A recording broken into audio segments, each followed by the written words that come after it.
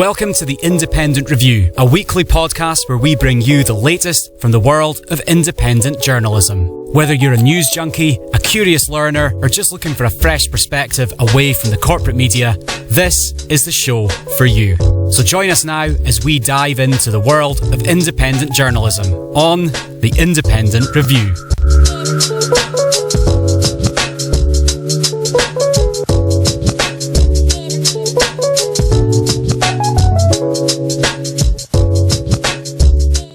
Welcome to the 21st episode of the Independent Review. Today we have clips from Johnny Vedmore, the Truth Over Comfort podcast macro Cristians, and the last American vagabond. Now let's jump to the man, the myth, the legend, Mr. Johnny Vedmore. The hills are alive with the sound of pasty. Look what's happening. Yes. We're all cats now, my friend. We've entered the pasty dome. The point of it was she was being called despicable. She was told that she cannot have the opinion. So the child was saying that her opinion is that you can't change your gender. The teacher, and I will make a direct quote, said, "That is not an opinion that we express in this school. And if you don't like it, you need to go to a different school." Now, Dominic. Well, look at this. This little kitty cat on the news. Now, normally you can't say that, but GB News is trying to pose themselves as this anti-establishment news organization on the side. Look at us. We try and give you a more Fox-like, a little edgy approach to the news. However, we agree with nearly everything the establishment says in nearly every single detail. We love the establishment, and the establishment is there, and we will constantly scare and do all the other things, and at the same time complain about what's happened in a way like we're the opposition. But that's GB News for you. Hey, look at this. She's got her cat ears on, and she's made up with a little nose and little whiskers that makes her look a little cute. And she's in a nice flowery dress, and she's telling us about cat identity, because that's what we've got to now. And you know we're in bad place when we're talking about kids identifying as cats, especially when we know what cats do. You damn cats. And what's that? May I see a cat? And he's eating a pasty. As much as I'm being silly with my fancy dress, this is a very serious story, because, I mean, what is going on in this world when children consider they're cats and be taken seriously at school? Exactly, and I'm afraid that It's amazing.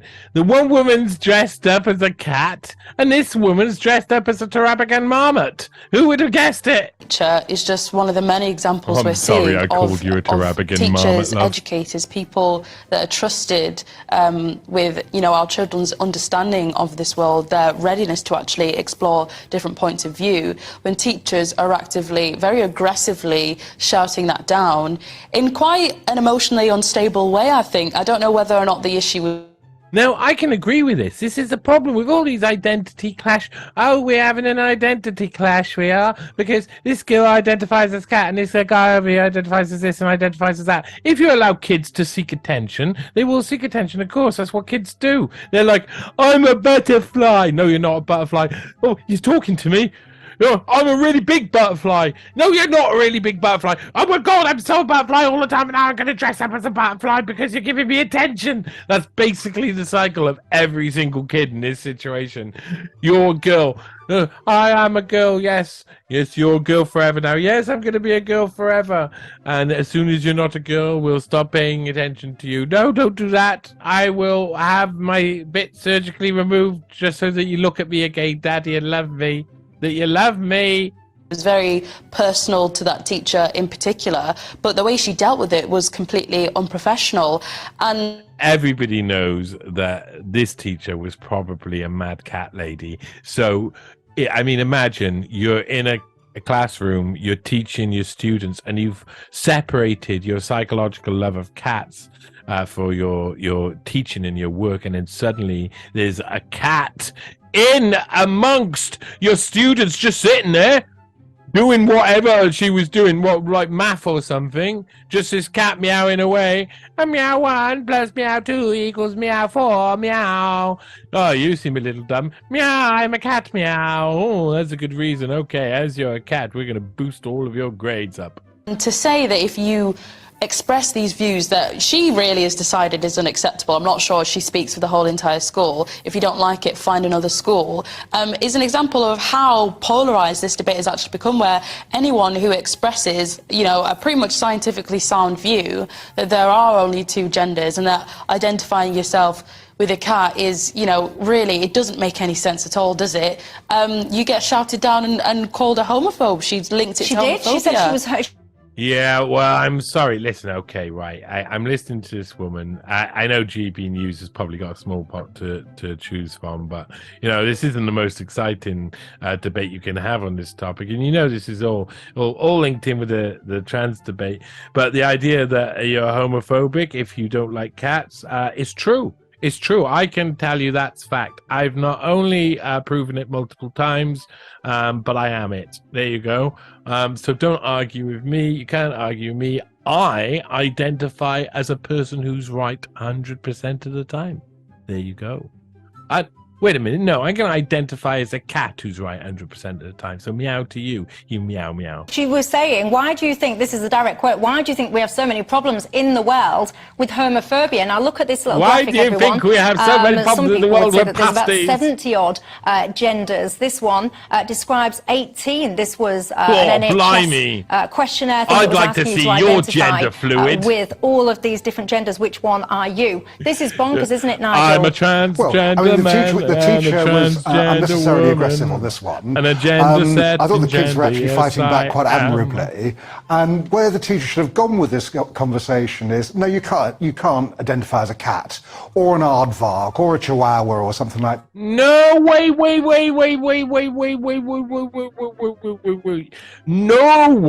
No one is talking about not being able to identify as an aardvark.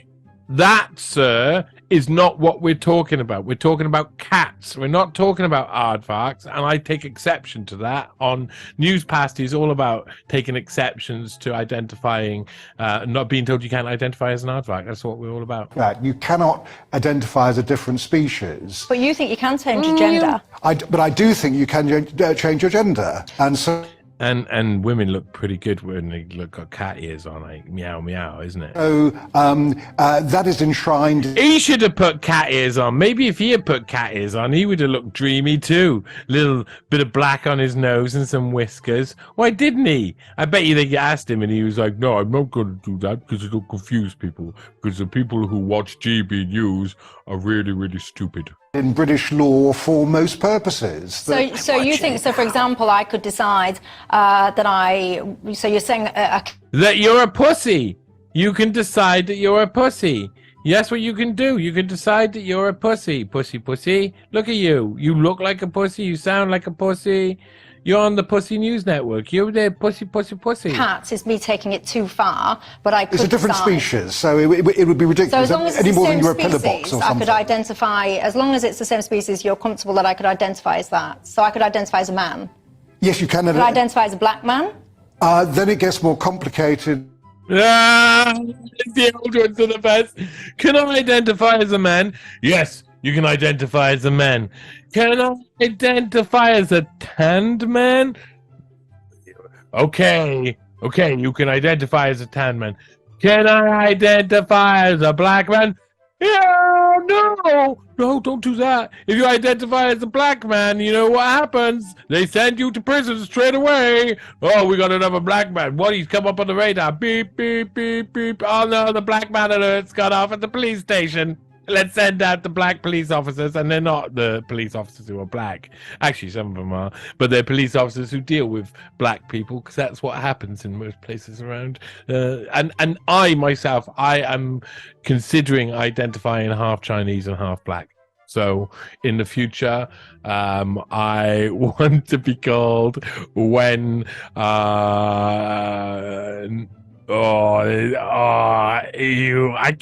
can't do it. I mean, that's really hard. Okay, I'm gonna do it. Try it at home. I want you to try this at home. come up with a half Asian and a half African name. Okay, so I'm gonna go with Wen Magubu. That's my name. I'm Wen Magubu. What are you? Are you Chen Magibi? I don't know, but I think you should do this. Everybody needs a half African and half Asian name, and you can switch them around. You can be either one, and you can identify as what you like. We're identifying as what we like. So I'm half African and half Asian. I'm not even like half Angolan or half Chad. No, I'm half the entirety of Africa. I'm everything. I am all of Africa, and I am all of Asia. I'm not from Cambodia, Burma, China. I'm from all of them. I identify as all of them, except Mongolian. No, I don't want to be a Mongol. That's it. I don't want to be a Mongol. Bad advertising through the 80s and 90s, so I'm not interested. So that's the only thing I don't identify in Africa and Asia. I don't identify as a Mongol. There you go. What am I even saying? Because transgender is something that is a personal necessity. If you're trying to change your race, that is a choice, and it also affects another community. Well, To reach a master race, you must be half Asian and half African. That is my ruling from now on. And you must speak like a mad German. Do you not think that this whole transgender thing affects another community? Men saying that they can be women. Do you not think that the community of women are affected by that? Well, said the cat to the man. They are, and that's where we talk about women's spaces. But if under the law, a woman can have a women's spaces. Kitty faces. Yeah, sorry, I just had to say that. Penis. Yeah, I mean, and the question penis? then. Wait a minute! Did he just say penis? I think he did. I'm going to rewind it. I want to hear him say penis again. Let's hear it. Penis. Yeah! And the question then, oh my God, he just said it. That was interesting. I'm going to say it one more time. Go on, give it one more time. Penis. Yeah, and the question then is whether or not that woman should be able to use women-only spaces. I think not, by the way. But the only difference under the law is you don't send a trans woman with male genitalia into a prison. Well, yeah. Firstly, just because something is law doesn't mean that it makes sense or that it's right. And you know, if something just because something's long doesn't make it right. I mean, law. Sorry, I'm thinking of penises again. Yum, yum, yum. It's not right. Just because it's law, that doesn't mean, you know, you have to follow it. It's my personal view. Well, you have to follow the law. Well, you don't have to follow the law if it's not right, and that's how... Well, I don't know. I think officially you have to follow the law because most of the law we got now could be debated on and eventually will probably change over time. Yes. Changes happen over time. People affect change. But on that, the logic is the same. It doesn't matter if you're identifying as a different race or if you're identifying as a different species, because the whole point of being transgender and having gender dysphoria is the idea that you were placed in the wrong body. Well, that is to one person. I bet you there'll be other complicated versions of it that come out, but basically that's the best they got. You placed in the wrong body is what they got, but in actual fact, they've been placed in the wrong mind mentally. They are mental. They are completely mental. Now, if they were a transgender cat, I would say that makes a lot of sense. And I'd like to see more transgender cats. So I'd like to see us create quotas, transgender cats, no aardvarks, kill the aardvarks. And you identify with another gender. So using that logic, you can feel like you were born into the wrong race, because that's a biological thing. You can feel as though me not being white is materially affecting my life and my mental health. What? Wait, what? She's not white? And that bloody causes her problems? Oh, I don't know about that. I thought she was white myself. Same with different species. I mean, it's not entirely uncommon for people Oh, no, now I've seen it. Now she's talking about people. Now I see it. This lady should also be wearing cat ears. I think they should all be wearing cat ears. I'm really disappointed with them all. I think this is, even the one wearing cat ears, I'm disappointed with her for not insisting that, that they should wear cat ears. Who identify with animals and want to be animals. I mean, online you can find where people can actually pretend to be dogs and foxes. But they can't be a dog or a fox. But they believe it in their mind, so the logic is the same. It is. You know, I worry about this because it's all well and good to be a little bit flippant about. It's all well and good, but if you type in doggy style online, I think we all know what's coming up. But to me, there is a real safeguarding issue here. So you've got companies, external companies that are going into schools in this country. Parents are not allowed to see what it is, the material that these children are receiving. A parent was going through a tribunal recently. Wow, can you imagine some of the stuff they're showing? So this is a beaver's anatomy, and this is what eventually you want your anatomy to look like. So hey, you want to have a beaver, then what you've got to do is basically Shiva and cleaver your beaver, or no, Shiva and cleaver your beaver to get a beaver, if you know what I mean. And then you got the beefiest beaver that you could possibly find. That's what you've got to do. Now, are you ready to do that? Don't tell your parents. Don't tell your parents about your beaver, Shiva, cleaver. And was again, she failed at a challenge to see this material because what they were saying is showing this material that kids are being taught would breach the confidentiality that they have in place with these schools and showing the material these kids have been taught will breach the gates, and eventually you would see people hanging from the rafters. Is that what you're saying? I think that's what you're saying. You see, it would be a catastrophe, cat, be a cat, catastrophe, cat. It identifies a catastrophe. It's a cat in catastrophe. Reduce their ability to commercialise their proposition. If the material was in the public domain, they couldn't be able to monetise it. This is so worrying. And I think actually parents do need to stand up to this, push back. I'm not sure how many cats have spots on their chin. I think that's just going too far. Look at that. Look at the spots on their chin. I don't think that's right. I got cats and they don't have spots on their chin. I'm going to have to make a point of this. Back against it because children, they shouldn't be told you cannot say that there's two genders. You have to respect everyone for whatever it is, whatever. But yet, actually, when someone feels that two genders is a real thing, as is biological sex, that one you don't have to respect that one. I gotta say that even from someone who's basically down with what she's saying, listening to stupid people explain to people at home why they need to stop doing this isn't news. This isn't unbiased reporting. The report is currently saying what you can and can't do. This isn't investigating. This isn't her reporting. She's literally just saying this is what you should do and this is what you shouldn't do. So even though I'm down with the subject and all of that, this is a bunch of pasty from a pasty master, a masty pasta. That's just a totally different ball game. Yeah, but that's the kind of debate that you should have in the schools. And so I can see no reason why teachers shouldn't talk about transgender issues in schools. And the government are coming out with some guidance that you're talking about there.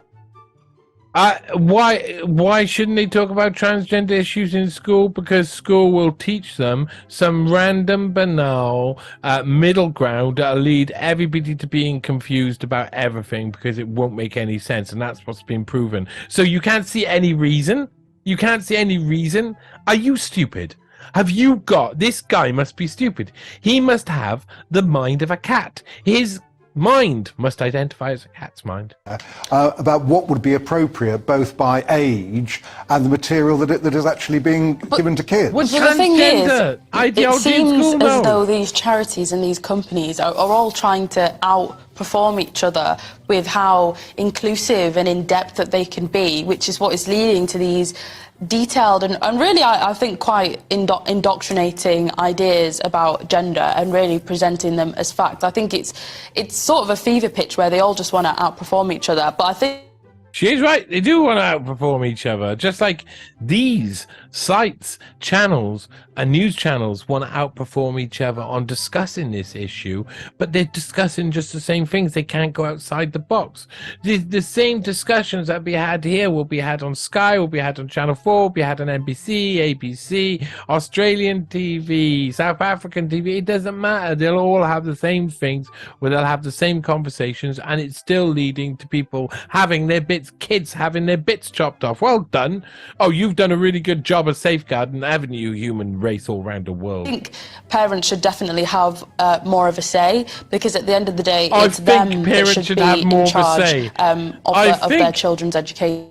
I think parents should have more of a say. It's amazing that this is like the whole thing, that this is a shtick, that people are legally making other people's kids, grooming them to a certain way of thinking. That's crazy. The only way that could happen in the world, the only way that could be normalized, is if everybody had pasties for eyes and pasties for brains and all. I don't think it should be a random teacher with ideological views who pushes that onto vulnerable. Well, Synapse changes that you're referring to, some people are saying they're reminiscent of Section 28, which we'll all remember that ban promotion of homosexuality. Anyway, some of the things that he's saying, which sound like common sense to me, teachers must tell parents that their child is questioning their gender. That's pretty normal, but you know what that would mean? That does mean that they're not going to have a conversation. They're not going to have a conversation with their teachers, so you don't get any type of loop round. So it's never going to sort out the problem. And if they're questioning their gender, then there's got to be said something about the entire wider society and what they're being taught on TV and what they're seeing online. New preferred pronouns until the parents consent. The kids and the teachers don't have to respect the chosen pronouns for the pupils. Would you kind of agree with those measures? Well, the whole thing there is that whatever you linguistics. This is all this is. Linguistics. Do you linguistically want to recognize someone's linguistic right to be called something? I don't think in linguistic rights is a thing. They obviously do. They believe that you can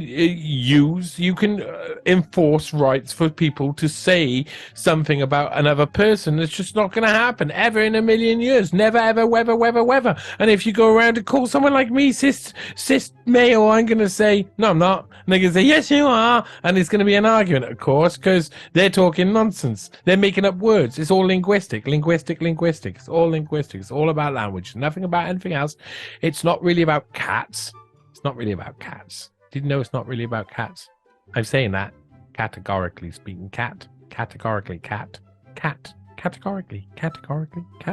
is categorically speaking. A teacher should be in the child's best interest. So if a child comes to a teacher and says, look, I think I'm transgender or I'm gay or whatever, please don't. No. If a child comes to a teacher and says, meow, meow, meow, meow, meow, tell mum and dad, I think the teacher should respect that. Parents shouldn't have a veto over what their children are being taught. You'd be very happy with your son going to school and coming being back regarded in every way at school as a girl, as a pasty. And you have no knowledge of it. So your kid is now going, she's called Sarah at school, she's going to girls' toilets. She's a pasty called Sarah. She's talking about breast binding, chest toilets. binding, she's talking about potentially being put on a pathway to bodily mutilation and hormones. You'd be comfortable not knowing any of that. Well, all this is a long way down the road. I mean, you're talking about somebody might be thinking about trans people becoming transgender. Well, I tell you, I think this is all a very slippery slope, and as a mum myself, I certainly do worry about this issue. I think it's one of the most serious things going on in... Oh, God, news pasty. I call pasty on all of this. Pasty on both your houses. Being a great reset for the post-corona era. Next, let's take a look at this clip from the Truth Over Comfort podcast with Vanessa Beeley.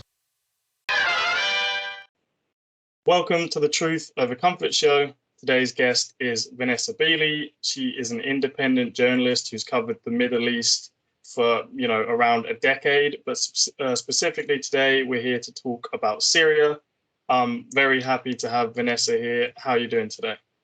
Hi, Louis. Thanks for inviting me on. Sorry, it took a bit of time to get me to sort myself out, but it's quite tough here in Syria to pick times and get good internet, etc.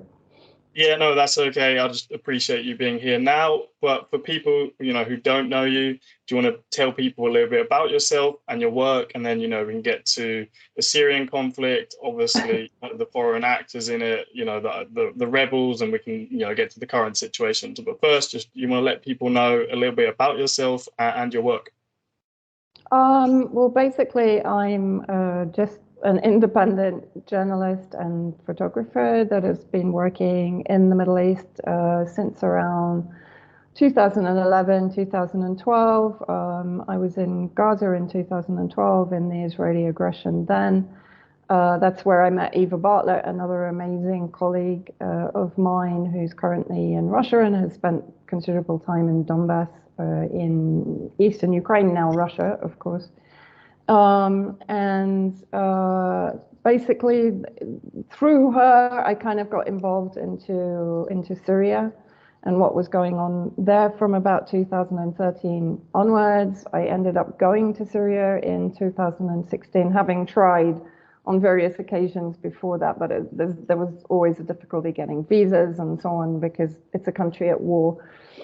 And then basically from 2016 to 2019, I covered most of the liberation campaigns from the front lines at the various cities and regions in Syria that were being liberated by the Syrian army from terrorist, Western-backed terrorist occupation. And from 2019 onwards, I've been living here. So I've been living here, this is my 4th year. But I've also covered events in Donbass. I went to Donbass November last year for the referendum, for which I was threatened with personal sanctions in France. A letter was actually written to Joseph Borrell demanding that I be put under personal sanctions, just me, out of 133 observers, because I was a sadist, first of all, and a Putinist second. You know, this is what they do. We're all pretty much on the kill list in Ukraine, the NATO Ukrainian kill list. You know, journalists with dissident views are either to be interrogated or assassinated these days. That's basically what it's come to. And I've also covered since 2015 the Saudi, US, UK allied war in Yemen. I've been to Iraq and so on. So my focus is, and Egypt, I lived in Egypt for quite a while in 2013. So my focus is basically on events in the Middle East with, I guess, the majority of my reporting having been on Syria and particularly the UK intelligence role in the destabilization of Syria, not only since 2011, but historically. Yeah, I mean, if you're getting smeared and called names like that, you know, you're normally doing a good job because they come after, you know, they come after your character or stuff like that rather than the actual information, which is, you know, Yeah. But yeah, if you want to take people back, you know, just before the Civil War or the so-called Civil War, Yeah. the Arabs, and you know, what were the events that led up to this and the Arab Spring? Oof. Well, I mean, I have actually written, and people can go to my various platforms and websites and find the article. I've written about the 75 years of regime change in Syria by the MI6 and CIA. So what happened in 2011 was, let's say, just a continuation of what had been going on since Syria achieved independence from France or French mandate in 1946. And that, of course, had been organized under the Sykes-Picot Agreement, which carved up the Middle East and gave bits to Britain and bits to France and so on, and Syria was under French mandate.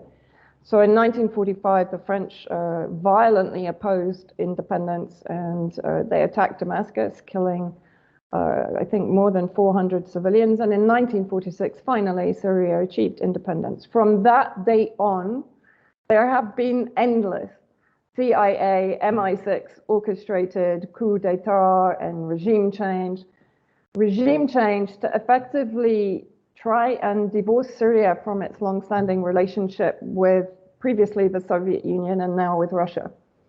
And this has been the underlying, I guess, reason for, along with many other reasons, but this is one of the main reasons, is that they were desperate to basically cut the relationship between Soviet Union and Russia and Syria.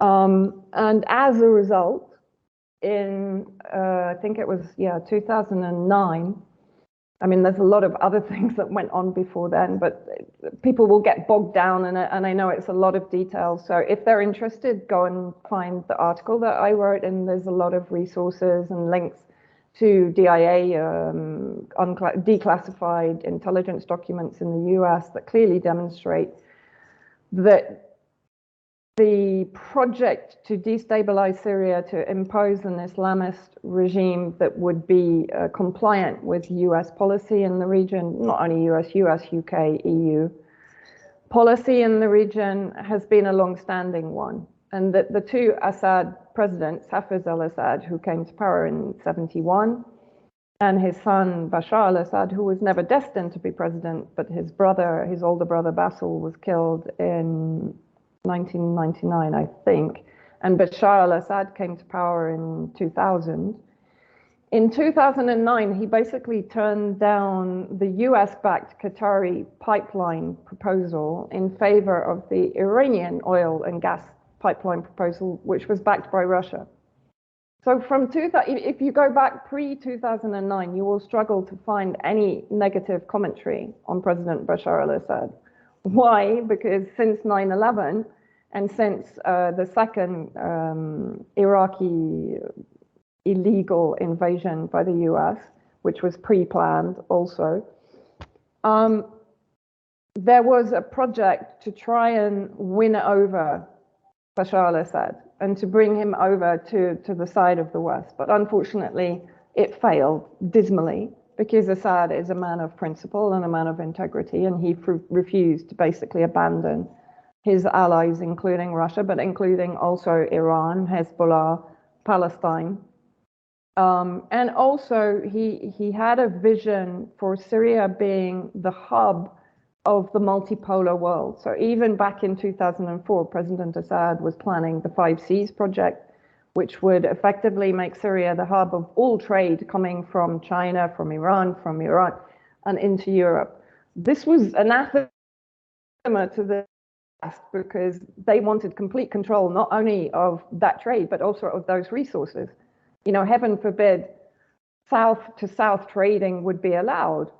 All kind of resource piracy was going on even at that point, and Syria was threatening it. Bashar al-Assad and his visions of joining with the Belt and Road Initiative with China and creating all those various rail and road links to facilitate trade between, I hate the word global south, but between global south countries and then global south to global north, right? So going quickly forward, all of this was already being planned. In 2009, British officials approached Roland Dumas, the then French foreign minister, and told him, we're planning an insurgence in Syria using the Muslim Brotherhood and armed militants to topple the government because they're basically not doing what we want them to do. And so then what happened in 2011, you had the CIA MI6 orchestrated Arab Spring across a multitude of Arab states. There's a very good documentary by Journeyman called The Revolution Business, which I recommend everyone watches, which shows exactly how they planned, for example, the so-called revolution in Egypt, and how that then kind of had a domino effect into all the other Middle Eastern countries, including Syria. So in 2011, their plans were put into action. The media was tasked with then depicting President Bashar al-Assad as, you know, the new Hitler. That's their kind of standard phraseology when they want to start demonizing a leader of a recalcitrant state that isn't coming into line. Syria also had an independent monetary policy. It wasn't tied into the IMF and the World Bank and so on. So, you know, another nail in its coffin, so to speak, right? And so in 2011, the so-called civil war began, and the so-called peaceful protests, which were far from peaceful. The majority of those killed in the first 6 months were the security forces and police forces. The protests, I've actually made a documentary about this called The Veto, which details all the early protests and how people were paid around $50 to go out on the streets and protest against the government and allow themselves to be filmed by the CNN and BBC and Al Jazeera. Al Jazeera Qatar put around more than 3 billion into the regime change project, using its media to sow confusion at the beginning of the uprisings and the insurgents. And then basically, the rest is kind of history. Arms were pouring in from Libya through Turkey. Terrorists were coming in from Libya through Turkey and into Syria. Arms were coming in from Jordan. Armed groups were being trained in Jordan by the US and the UK. Turkey was training armed groups in Turkey.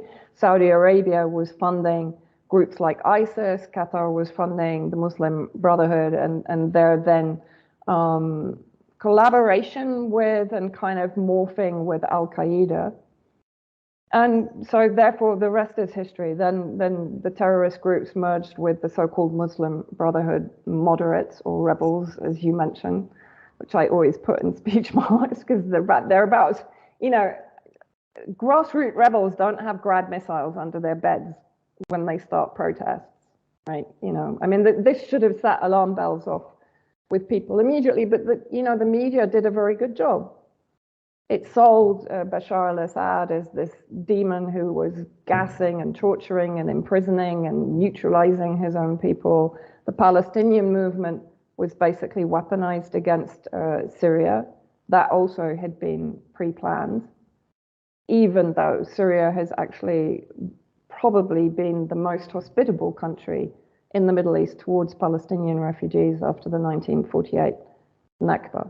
So basically, sorry, that went on a bit longer than I intended. But, it's a bit like saying the war in Ukraine started in 2022 when Russia carried out its special military operation. It didn't. It started in 2014 with the regime change that was orchestrated by Victoria Nuland and brought the Nazis to power, basically, in Ukraine. And you can go even further back, of course, in history to World War II, when the Nazis were being smuggled out and given safe haven by the US and by the UK with the sole purpose of eventually becoming a club with which to batter Russia with. So, this is the point. People tend to look at the start points that the media give them. And they have a reluctance to look at the history that led up to that. And media is, particularly in the West, it's an expert in manipulating opinion and manufacturing consent for intervention by proxy or directly. Yeah, no, just to back you up on a few comments you made there, I think I remember, didn't Tony Blair have Assad come to the UK and meet the Queen? Yeah. Then yes. 2002. Yeah, so there's obviously an attempt at normalization there. You had sort of, another point you made about he was labeled Hitler, George H.W. Bush, when the Gulf War's kicking off, calling him Hitler, but only a few years before that, they're backing Saddam Hussein in, obviously, the Iran-Iraq war, which, again, goes with, you say, the media start at this point and they kind of ignore everything, before that. And the documentaries you mentioned, I will put that in the show notes so people can find that. You kind of mentioned it there, like the other state actors involved, but can you just, tell all the different countries who were part of actually obviously trying to overthrow, the Syrian regime? Because, there's lots of other countries there you didn't mention, like, Saudi Arabia and Israel. So who was kind of the coalition of countries that were trying to overthrow the Syrian regime? Well, basically, you've got the US and UK leading the project, but then you've got France coming close behind that, because, of course, France still, if you look at some of the rhetoric from French politicians, particularly during the liberation of Aleppo, when Manuel Valls in Parliament was calling it France's Aleppo, he was actually calling it, it's our Aleppo, we should defend our Aleppo. So clearly the French still had delusions of mandate in Syria, like almost, 75 years plus on, they still considered Syria to be their territory, as they do with many African countries, of course. So France, the majority of EU countries were involved, including Germany, Netherlands, Denmark, most of them actually, bar probably countries like Czechoslovakia, or the Czech Republic, sorry, kept its embassy here throughout the war. Hungary also was involved to a large degree, supporting particularly the church and the Christian communities in Syria during the war. Romania kind of kept out of it. Serbia kept out of it because, one, they're not part of the EU, two, the people are very close to Russia, and they have, an affinity with Syria because of what happened to former Yugoslavia, of course, which was completely balkanized and carved up and bombed to smithereens by NATO in the late 90s. And then you have, I guess, all the Five Eyes countries. So you have Canada, Australia, even New Zealand, as you mentioned, Saudi Arabia, Qatar. So they were really in competition because, as I mentioned, Saudi was funding groups like ISIS and some of the more Wahhabi-related groups. Qatar was very close to the Muslim Brotherhood groups, which include Al-Qaeda. Obviously, Israel was instrumental in this entire project because it has long-term perceived Syria as probably its primary enemy in the Middle East, alongside Iran and Hezbollah, because Israel perceives that as an entire bloc which has the destruction of Israel as their vision, or rather the liberation of Palestine, which I guess by default means the destruction of Israel as it is now. Jordan played a part, Turkey, of course. Turkey also was involved in imposing the non-UN mandated sanctions on Syria from the beginning. Those are the main players. I might have missed one or two, but those are the main players. Yeah, and obviously alongside that, which I find quite mind-boggling, and probably if you spoke to most people, that obviously we're on the same side as Al-Qaeda affiliates and obviously eventually ISIS. They have the same goal of overthrowing the Syrian regime. We just have obviously 9/11 happen, and all these wars, justified because of them, to the public, and somehow you go from that to literally being on the same side as them, and similar situation in Libya and Yemen. So, reading, I read, I think it was Scott Horton's book, Enough Already, and, he has a chapter on Syria, and there was like so many news articles, talking about arms falling into Al-Qaeda or ISIS, or, they'd be training or arming the Syrian Free Army, but, they're much weaker, so they'd end up just joining them, or, they wasn't as strong. So obviously the Gulf nations could be another question, but, the Western or westernized countries and allies, were they directly supporting these terrorist groups, or indirectly, like arms were falling into their hands and they could have plausible deniability? Where do you fall on it? Like, how convenient. Yeah. No, of course they were supporting it. And I mean, there was a closed session meeting in the UN with John Kerry under the Obama administration in September 2016, where he basically admitted we were allowing, I'm paraphrasing, we allowed ISIS to flourish because we considered it the best bet to overthrow the Syrian government.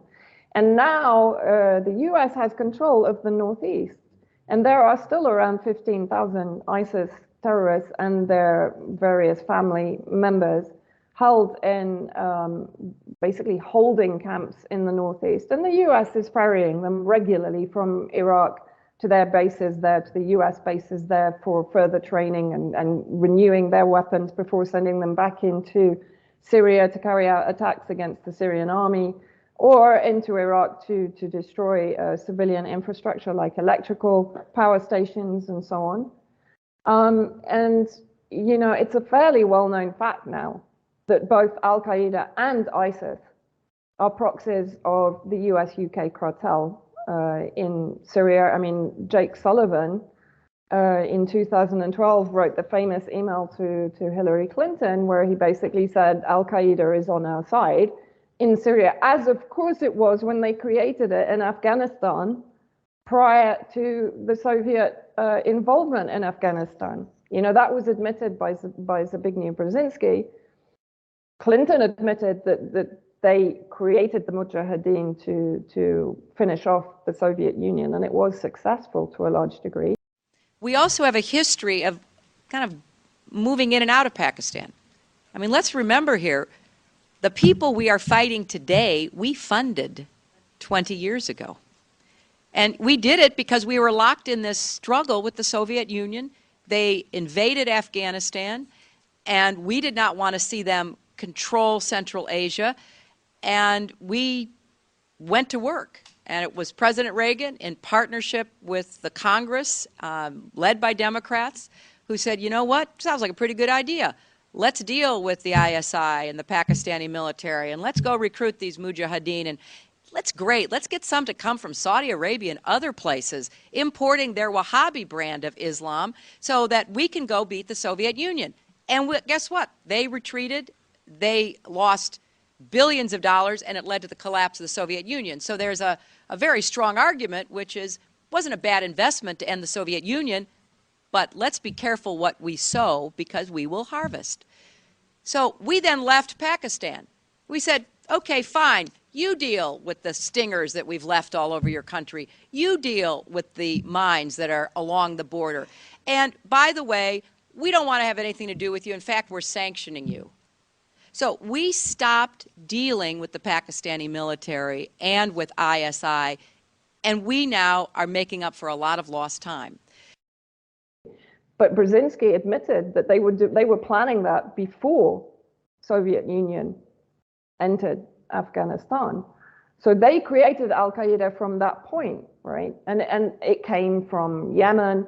Al-Qaeda, Arab Peninsula, was almost destroyed post-2012. From 2015, when the aggression started against the Yemeni people, funnily enough, Al-Qaeda, which had almost disappeared, suddenly reappeared and you know, basically was bolstered and became a severe threat again. And it now occupies areas of the south, of course, areas of the south that are strategically important, both to the US, UK, and to the Saudi coalition. Things are changing now since the peace was brokered between Iran and Saudi Arabia by China, but it's going to take a lot of time because Saudi isn't going to give up on its, Saudi Arabia and the US and UK aren't going to give up on their project in Yemen either, which is also sort of course, inherently linked to resources, to oil resources, and also positioning oh God, I've just forgotten the name of the straits, the Yemeni straits. Right. It'll come back to me in a minute. Not the Hormuz Straits, but the other side. Bab el-Mandeb, that's it. And the connection to the Horn of Africa, because of course Africa is incredibly important to, particularly to the French and the British, but also now to the US, of course, for its resource piracy and digital mining also in the future. And so basically all of these groups, yes, were and are directly sponsored, equipped, trained, recruited by the US cartel, by the neo-colonialist cartel, and that includes the UK.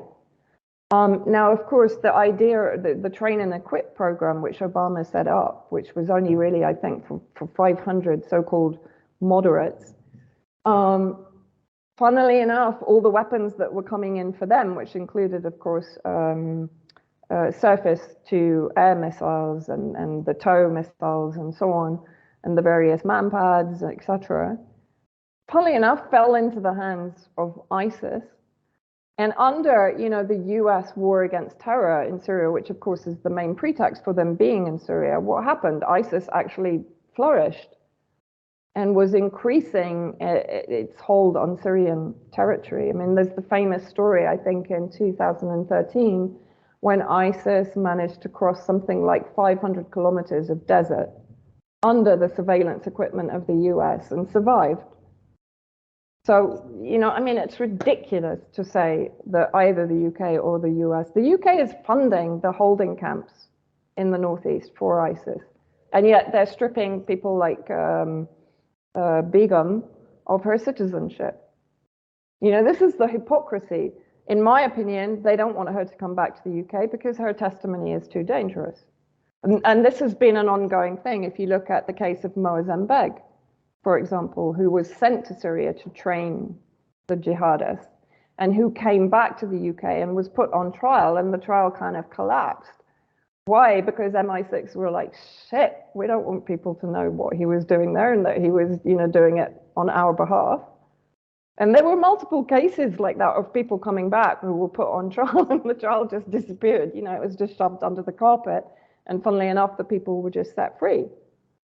Because the last thing they didn't want to be fingered with having any role or any direct involvement. And the UK Foreign Office leaked documents that came out, I think a couple of years ago now, showed very clearly the UK Foreign Office involvement in creating media, in providing witnesses to corroborate so-called staged events like the chemical attacks and so on and so forth. You know, they've been exposed in their role multiple times, but of course, what does the media do? It circles its wagons around the narrative and just keeps pushing it in the hope that most people are just going to kind of, yeah, right, okay, Assad gasses his own people, you know, and they try to bury the research and the evidence that disproves mainstream narratives. They try to bury it, or they try to discredit, or they try to smear journalists like myself and Eva Bartlett, who were on the ground for, you know,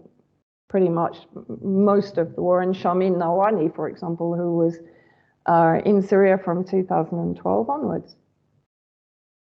Yeah, no, the example you gave of John Kerry there, I think is a great one. That's kind of, I always go to people with that one because you can hear him actually outright say it. Let me ask you, Michael. I mean, I think we've been putting an extraordinary amount of arms in, haven't we? Yeah, and I have to say, as you said, it's a double-edged sword because you give people the ability to defend themselves, but when you pump more weapons into a situation like Syria, it doesn't end well for Syrians because there's always somebody else that's willing to pump more weapons in for the other side. The armed groups in Syria get a lot of support, not just from the United States, but from other partners. And we've never said that Qatar, Russia, Qatar, Turkey, Saudi Arabia, huge amount of weapons coming in, huge amount of money. But pumping weapons in causes someone else to pump more weapons in, and you end up with a level. I mean, the reason Russia came in is because ISIL was getting stronger. Daesh was threatening the possibility of going to Damascus and so forth. And that's why Russia came in, because they didn't want a Daesh government. And they supported Assad. And we know that this was growing. We were watching. We saw that Daesh was growing in strength. And we thought Assad was threatened. We thought, however, we could probably manage, that Assad might then negotiate. Instead of negotiating, you got Assad. Now you got Putin to support him. You know, for background for people, so he's basically meeting with a Syrian opposition group, and he's like, we watched ISIS grow, we thought we could manage, again, paraphrasing, he's like, we watched ISIS grow, we thought we could manage it, we thought we could use it as leverage, to basically change the regime in Syria. And then he goes on to say, the reason Russia came into the war is because it didn't want a Daesh and ISIS government. So that's why they came in. And that, that's in his words.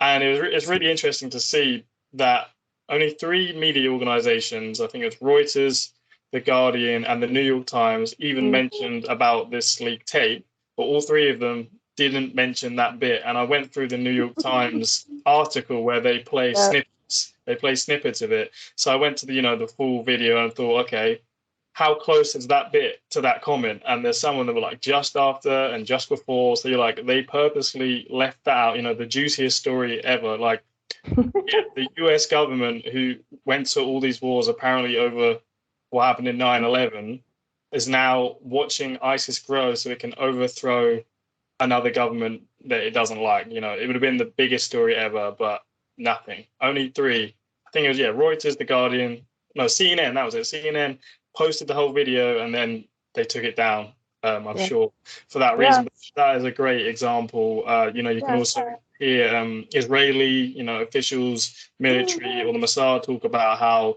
they'd basically rather back Al-Qaeda against Syria and Iraq. They said ISIS. They even said they would prefer an ISIS regime to Bashar al-Assad government.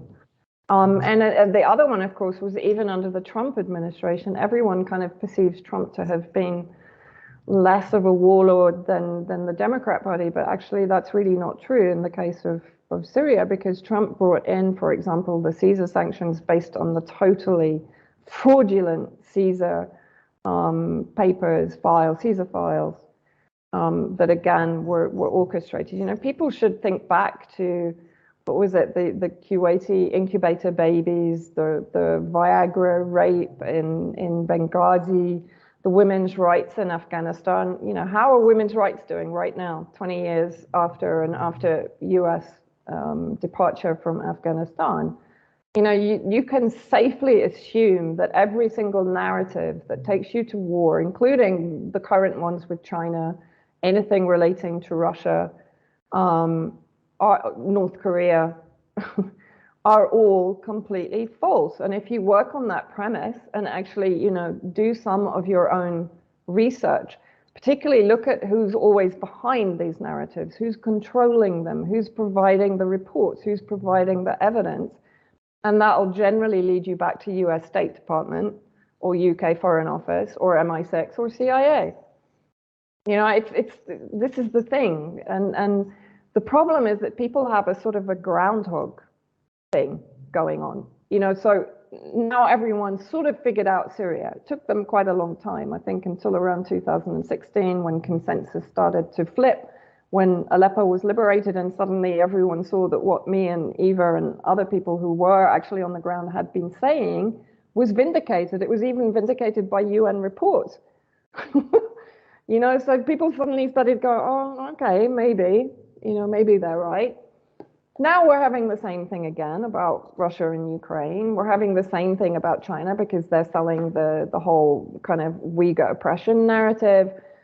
They're selling the Hong Kong narrative, and people are kind of falling for it all over again. They're selling the Taiwan narrative, totally ignoring the one China commitment, just as they ignored the Minsk agreements, and they've now admitted that the Minsk agreements were just to allow them to weaponize the fascist elements in Ukraine in order to attack Russia, basically, right? And that's exactly what they did, for example, when Aleppo was under siege by the terrorist groups. And you mentioned the Free Syrian Army. I want to talk to people about the Free Syrian Army because basically the Free Syrian Army are the Muslim Brotherhood elements in Syria. And if you go back, as I said, in history, the Muslim Brotherhood itself, the Ikhwan, was created by Britain, British intelligence agencies in Egypt in the late 30s. And since then, it's been perceived as the political arm of Islam. But actually what it is a bunch of terrorists in suits. Fundamentally, that's it. And they've been weaponized against governments that, as we've mentioned, are non-compliant with Western values, with Western agendas. As the majority of governments in Syria that were overthrown by black ops or clandestine operations since 1946. And under Hafez al-Assad, of course, everyone talks about the massacre of Hama in 1982, when apparently Hafez al-Assad cracked down on the rebels then, which were Muslim Brotherhood.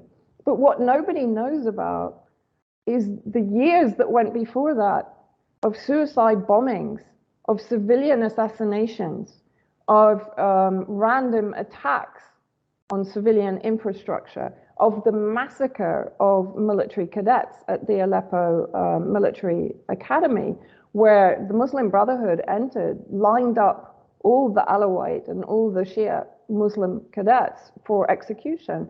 And the majority of the Sunni Muslim cadets joined them, said, if you're going to shoot our comrades, you shoot all of us. And they shot all of them. Nobody knows these stories because the media completely erases them, just as they erased all of the massacres that were carried out by the armed groups against civilians. And you know, the ethnic cleansing programs that were carried out by Wahhabi and Muslim Brotherhood extremists. And when, for example, I entered the districts of Eastern Aleppo immediately after liberation, the stories I heard about what the Free Syrian Army did to civilians in this area, kids were being executed because their dads were in the army. People that didn't agree with them were being crucified. Christians were being crucified, literally crucified. People were being buried underground in underground tunnels and basically concreted in until they died. You know, there's mountains of testimony of what the Free Syrian Army did to people who previously were their neighbors.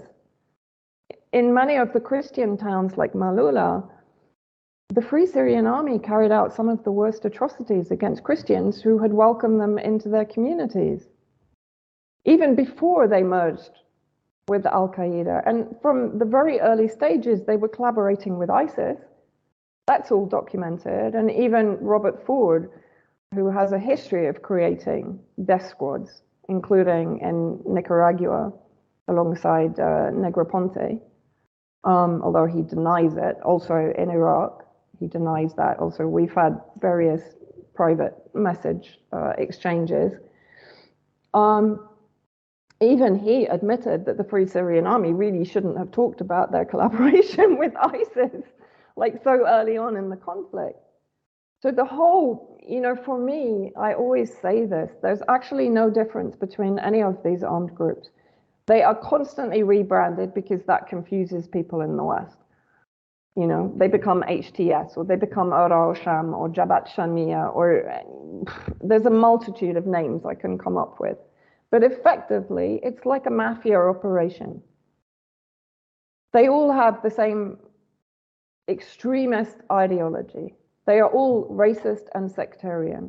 They all will work in collaboration until it comes to competition over money, over drugs, over trafficking, over territory, over status, over power, etc. Then they will clash. But basically, for example, the Kurdish Contras in the northeast that are also under the control of the youth, they collaborate with ISIS. They marry ISIS brides. They benefit from the corruption of being in charge of the holding camps of ISIS. You know, people need to understand war, and this kind of war is so dirty. It's so dirty. People will sell their mother for money, you know. And that's basically what it comes down to here. Yeah, no, you've obviously been there many times and you live there, so I'd love to get, you know, some of your thoughts on living there later, but also, as you mentioned, you know, the atrocities.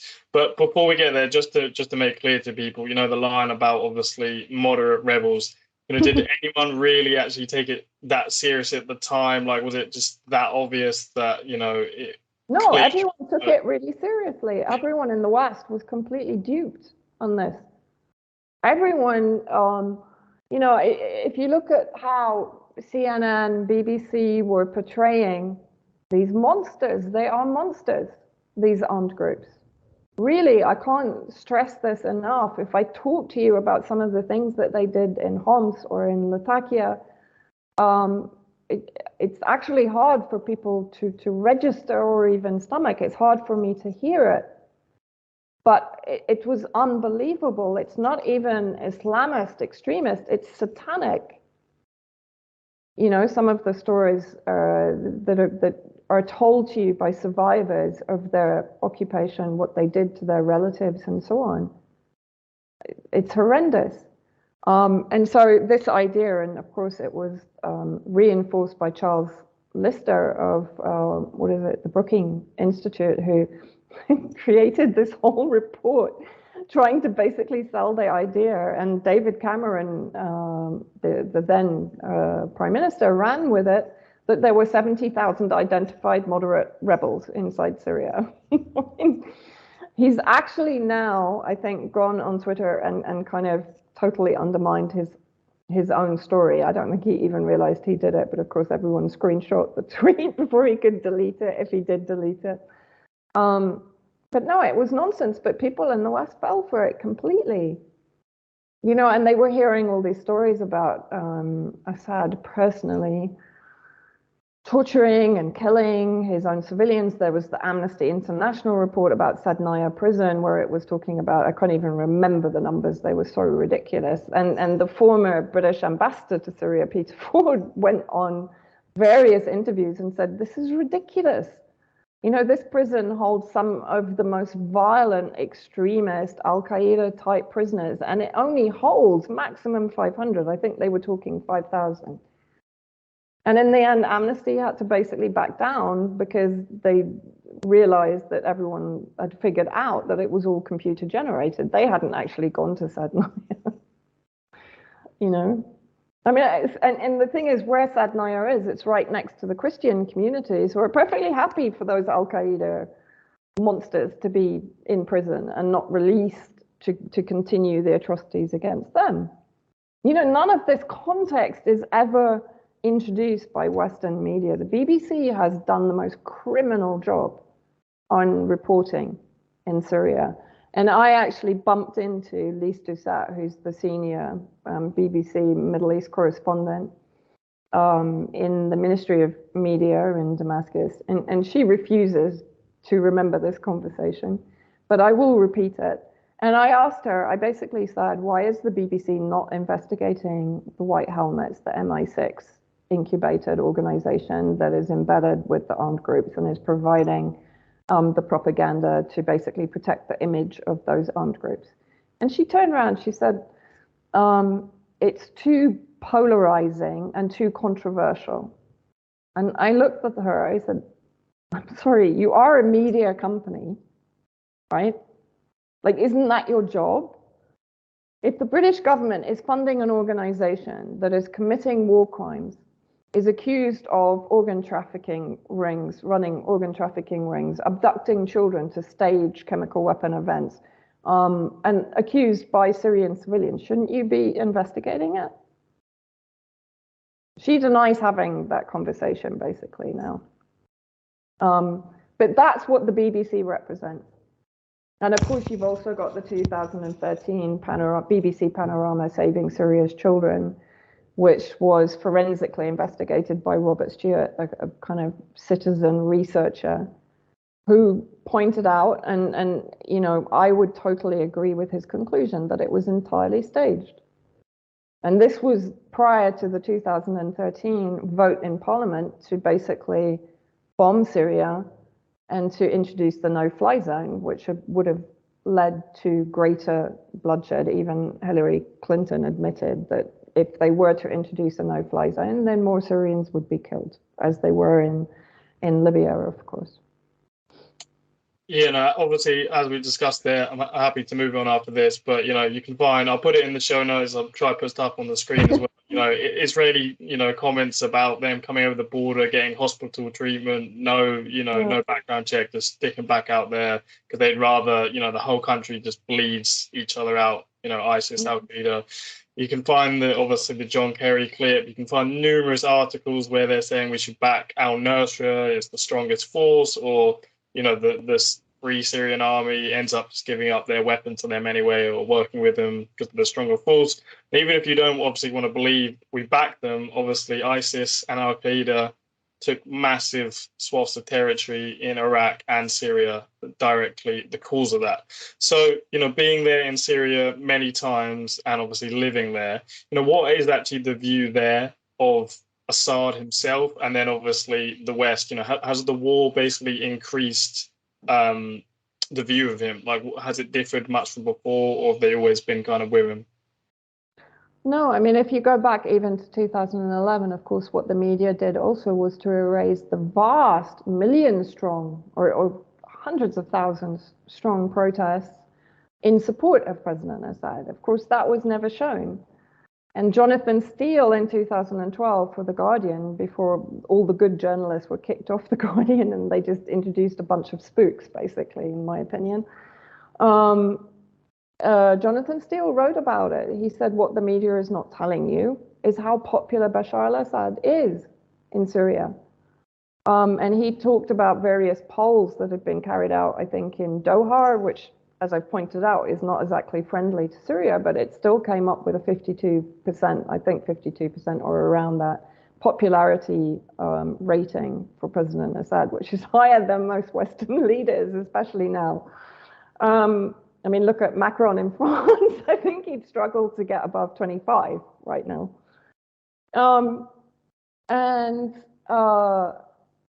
So all of that was ignored. And there is a video of Lise Doucet in Damascus very early on, I think in 2012, and she's being harangued by Syrian civilians saying, what the hell are you doing here? We don't want your democracy. We love our president. You know, you're lying. You're lying about what is going on here. Sorry, electricity went off. And really, that hasn't changed. 85 or let's say 80% of Syria is back under control of the Syrian government and the Syrian forces, allied forces. And we had elections here in May 2021, and I actually wrote about that, and I said what these elections were about. It's not about re-electing President Assad. It's about telling the West, you're irrelevant. You're not going to dictate to us who is our president, who is our government, how we live our life, who is in charge of us. Even with your sanctions, even though we're exhausted, we're still going to come out and celebrate our president. And on the night of the elections, you know, this is a guy who is supposedly hated by all his people, went out without security with his wife and kids to one of the busiest areas of Damascus, Maidan, for shawarma. You know, and he's completely mobbed by people wherever he goes. This president didn't leave the country even when ISIS were less than 2 kilometers away from his residence. Right? Despite everything they've thrown at him, the potential for assassination, he goes to most places with no security. None. You don't see them. He's in amongst the people, and he's literally being mobbed. The same with his wife, the same with his kids. Right? And his kids were brought up in this environment. They're some of the most humble kind of kids of sovereign leaders that you'll ever see on film, meeting people, going to the homes of martyrs, going to various disaster areas, particularly after the earthquake in February of this year, for example. The reality is that actually President Assad, of course people criticize the government, as they would in any country in the world, you know, and they don't stop. People talk about police state here. You can get in taxis, you can go to restaurants, you can talk to the street sweeper, you can talk to the guy in the kiosk on the street. They will all complain to you about no electricity, no fuel, no this, the government this, the government that, openly, right? But the president is a red line for everyone. They do actually adore him. And, you know, that is evident from whenever he goes out. I remember in 2018, he just wandered down the street to one of the government subsidized shops, totally on his own with like his hands in his pockets, and just walked into the shop. And people nearly died of shock. Everyone wanted to take selfies. Everyone wanted, you know. He regularly goes out in an unmarked car, his car, late at night and just drives around Damascus alone with no security. Yeah, I mean, you make a great point there, obviously, because we always look at it as, oh, they've got a terrible approving rating or they're protesters. And then you look at our own governments. Most people don't really care about voting. The approval rating's tiny. We protest all the time, as you said, like Macron, France, perfect example. You know, people always make the comments like, imagine if, you know, Russia or, you know, Middle Eastern country was like, look at the protests going there, we need to overthrow the government. Or, yeah, like you said, they call them a police state. But then, you know, we get all the revelations about the national security state and tech companies working together to fail us. So everything you say to them is like, and then they, you know, he gets a high, you know, approval rating. They're like, you know, it's a fraud. You know, it's not real. It is really crazy to think about, you know, everything we project on them. You know, literally most people are just uninterested in politics. And, you know. Exactly. And the thing is, I think it was John Pilger that said, you know, we should stop looking over there and start looking here at what's happening in our country. You know, the power grab that's going on, the war against the working class, the total eradication of freedom, human rights. You know, we are living in a far more totalitarian, or rather you are, I'm not right now, you are living in a far more totalitarian, borderline fascist state than I am in Syria, or in Russia, or in Iran even. I spent 2 weeks in Iran earlier this year. You know, when I look at France and I look at the number of, I was in France in 2019 and I went on the Gilets jaunes protest. It was terrifying what the police were doing to their own civilians. I mean, people were losing eyes, they were losing limbs, they were losing hands. And that's been going on since 2018-19, but nobody is saying, kick Macron out. And he's hated. He has to be one of the most unpopular presidents ever in France. I mean, they're calling for the guillotine in the protest.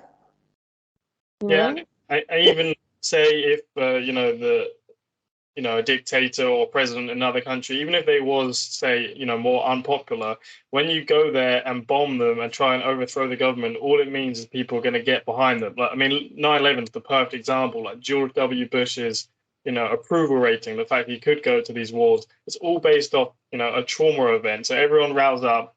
And then as soon as that kind of trauma's gone, the approval rating goes down, all the other presidents. But I'm a bit, unless you want to comment that, we haven't got loads left, and I did promise to talk about the current events. So, either we can get into, the current affairs of, Syria, the sanctions, the occupation, or, we could go more into the normalization of the Arab League, or we could do both, depending, we still at least 10 minutes. So take your pick. Yes. I think what's important, because people have been very kind of pivoted towards what's going on in Ukraine, and they've been whipped up into a kind of anti-Russia frenzy by the media and government agencies and so on, which is just extraordinary. And so people have sort of, to a degree, lost interest in Syria, because Syria is not, it's not headline news anymore, as it was during the height of the regime change war against Syria. And so what people maybe don't realize, and I'll try to kind of condense it so that they have a picture of what Syrian people are living through. Basically, Syria now is a centralized territory which is surrounded on almost all sides by hostile states that have annexed parts of Syrian territory. So in the northwest, you have the Al-Qaeda sort of derivatives and their affiliates in control of the northwest and Idlib. In the north, you have Turkish military. Turkish military is also, of course, in the northwest, aiding and abetting the armed groups there that are basically under Turkish control.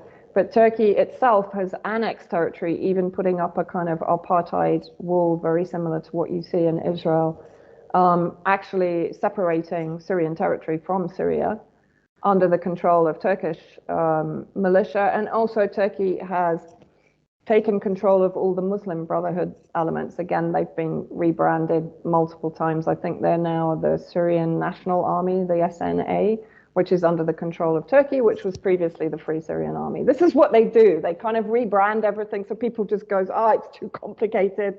I can't keep up with it, whatever, and they just sort of go back to Assad's bad, doesn't matter what happens to you.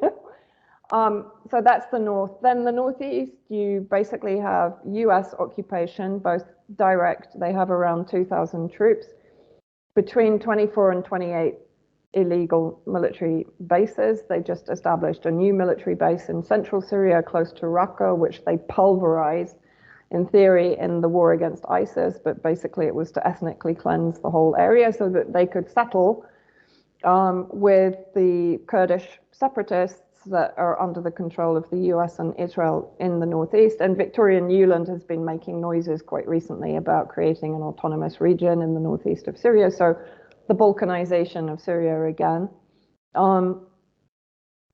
And in that area, so the US and the Kurdish Contras basically have control of all Syrian oil resources, pretty much, and agricultural resources. And they have control of the main borders between Iraq and Syria. And they regularly bomb any humanitarian convoys that are coming in from Iraq, particularly after the earthquake, to prevent humanitarian aid coming to the Syrian government for distribution to the earthquake victims.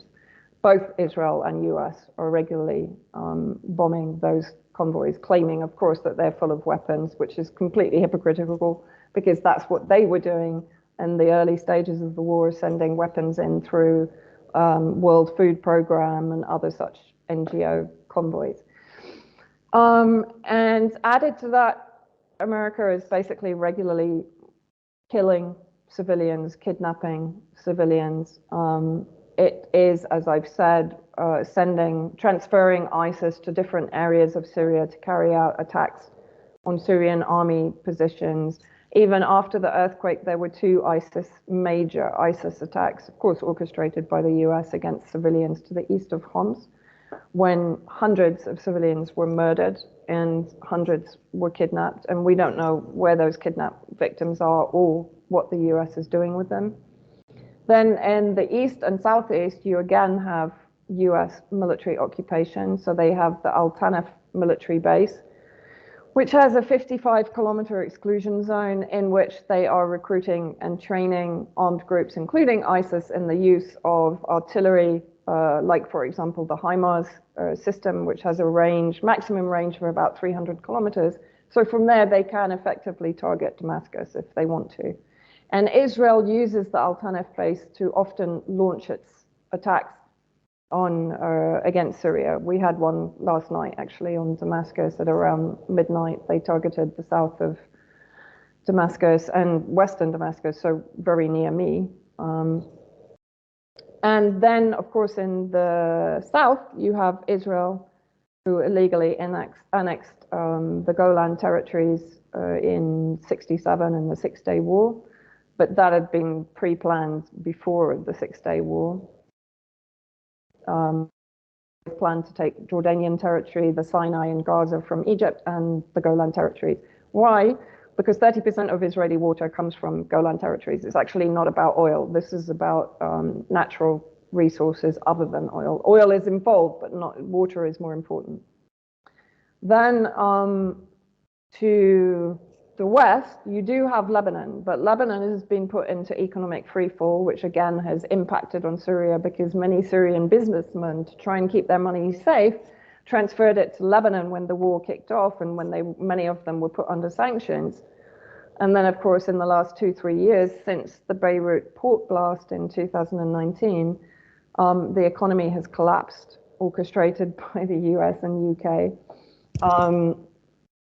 And therefore, that's cut off Lebanon as being a sort of relatively friendly border country for Syria. Jordan Jordan has reopened trade with Syria, but Jordan is still considered as a sort of vassal state, particularly of Britain. And then effectively, so with the US occupying the oil, that means here in Syria, we don't have any of our resources. We don't have oil. So we don't have fuel for cars, we don't have heating fuel, we don't have electricity, we don't have internet a lot of the time because the generators don't work. Businesses are closing because they don't have electricity. Hospitals can't operate effectively. Hospitals can't replace equipment because of sanctions. So people are not being operated on. People can't leave because they can't get visas in other countries because of, the hostility towards Syrians, basically, that's fed by the Western media. So life here, and Caesar sanctions that were brought in under the Trump administration, have crippled any sort of rebuilding assistance from other countries, because basically what the Caesar sanctions do is any country that comes to the aid of Syria, it's going to get punitive sanctions against them also for simply working with Syria.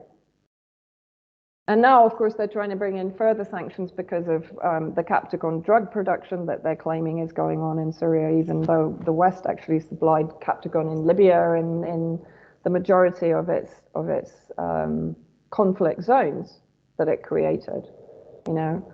So the misery that the Syrian people are living through is off the scale. I would only put Yemen as being in a worse state of affairs than Syria.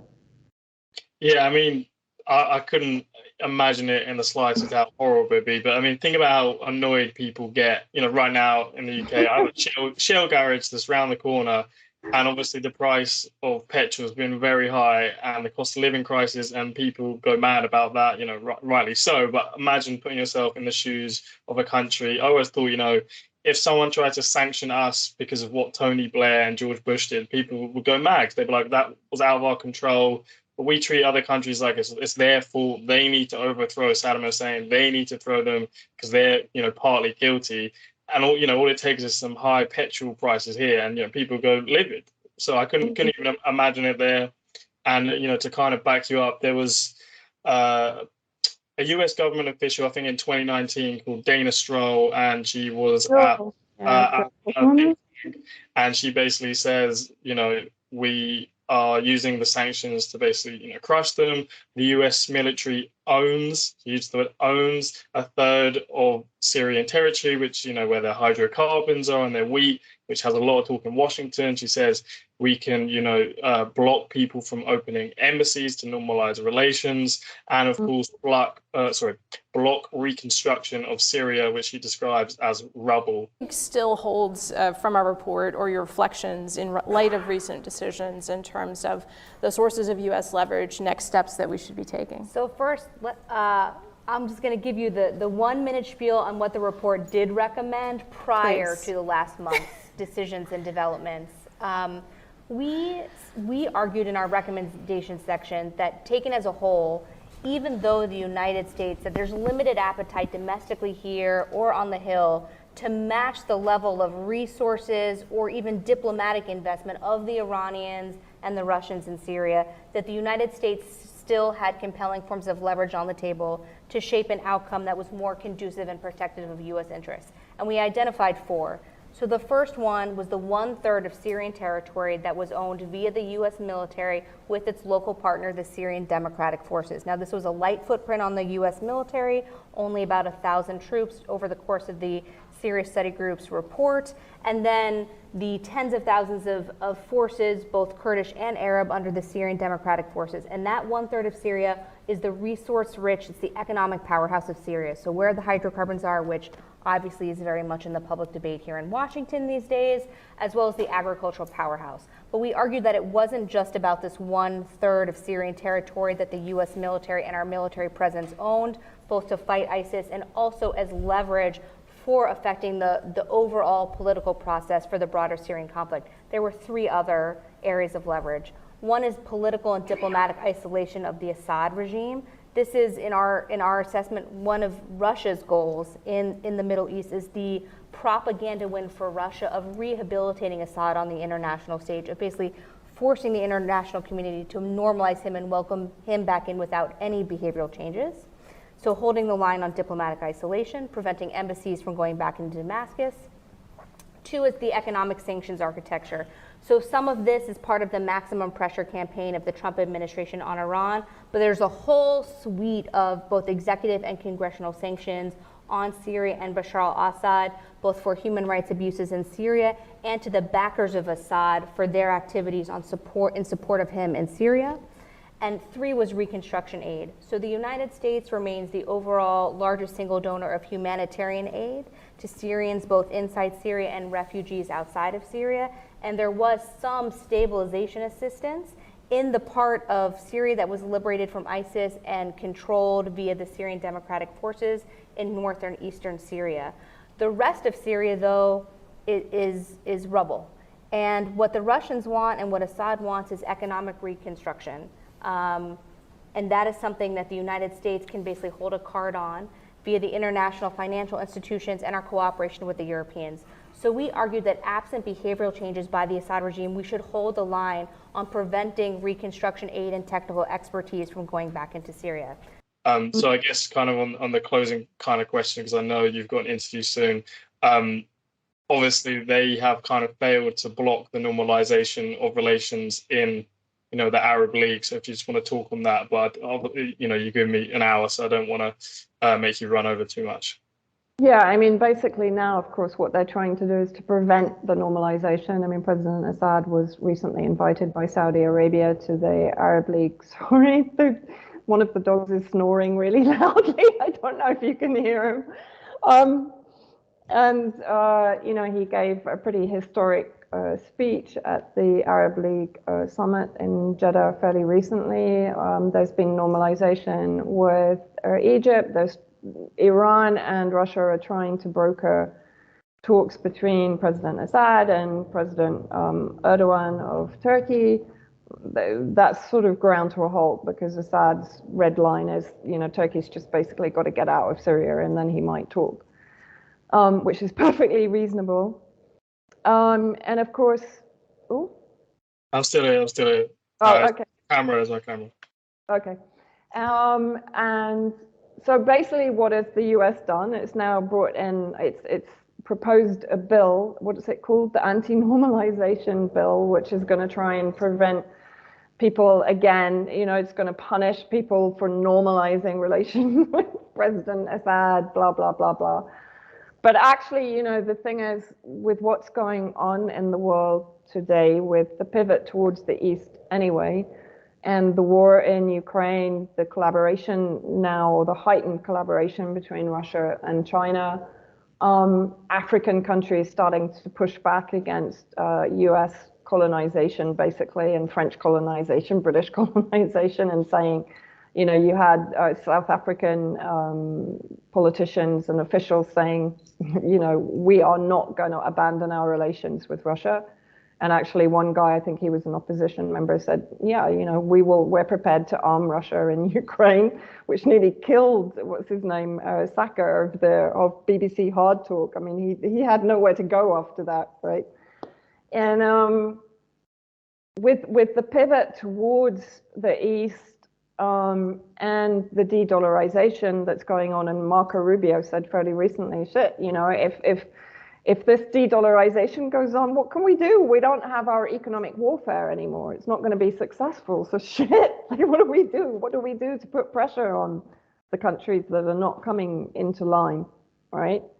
They're buried in a military quagmire in Ukraine. They're pouring weapons into Ukraine. And I'm quite sure the majority of these countries in the EU and even the UK don't have weapons to defend themselves even anymore, if they really have provided those armaments to Ukraine. Of course, many of them are ending up in the Sahel and Africa and so on, and probably also in Syria in the northwest. And so therefore, the West is terrified of this normalization process. And what's happening actually is a commodity block is forming, because of course all the countries that are kind of lining up behind Russia and China are the countries with the resources. And it's leaving the West with what? All the countries that they've pillaged and plundered and pirated and destroyed and savaged for all these years are suddenly going, no, hold on. Now we have countries that have the same vision as us, behind whom we can stand and who will stand by us, right? And so we're living through, in my view, a very transformational time. I have no idea where it's going to end up, because I'm quite sure the US, UK is not going to give up on its various supremacist agendas. But we're definitely, and Syria is kind of really central to what's going on, because Syria is the gateway to Eurasia. And of course, the big new Brzezinski wrote about that they would have a very small window of opportunity to get control of Eurasia. And they've kind of failed in Syria. Syria was sort of the last domino before Iran to be destroyed, to be knocked over. And it's failed. What it's actually done, pan-Arabism is coming back to the fore, which they've spent decades trying to destroy. The relationship between Syria and Russia is stronger than ever. The relationship between Russia and China and Iran is stronger than ever.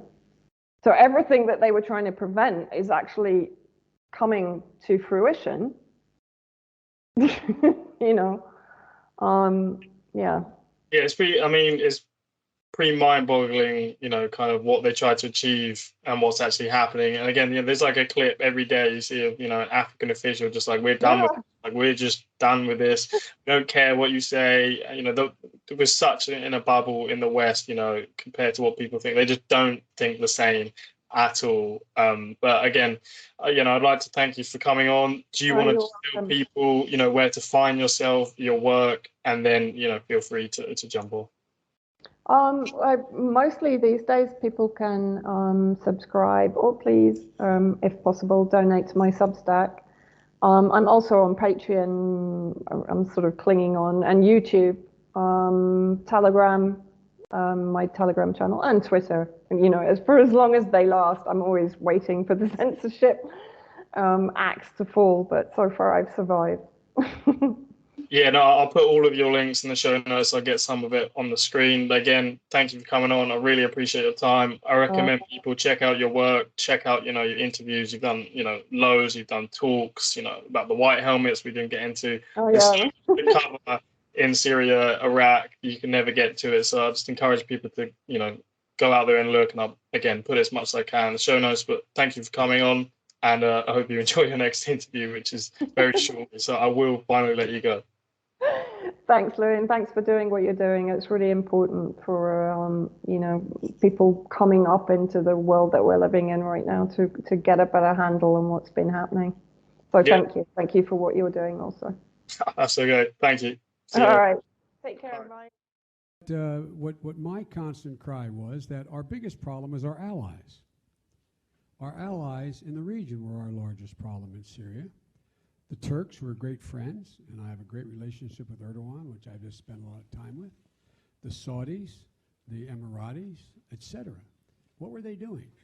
They were so determined to take down Assad and essentially have a proxy Sunni-Shia war. What did they do? They poured hundreds of millions of dollars and thousands of tons of weapons into anyone who would fight against Assad, except that the people who were being supplied were al-Nusra and al-Qaeda and the extremist elements of jihadis coming from other parts of the world. Now you think I'm exaggerating? Take a look. Where did all of this go? So now what's happening? All of a sudden, everybody's awakened because this outfit called ISIL, which was al-Qaeda in Iraq, which when they were essentially thrown out of Iraq, found open space and territory in eastern Syria, worked with al-Nusra, who we declared a terrorist group early on, and we could not convince our colleagues to stop supplying them. Now let's look at this clip with Charlie Robinson and Whitney Webb.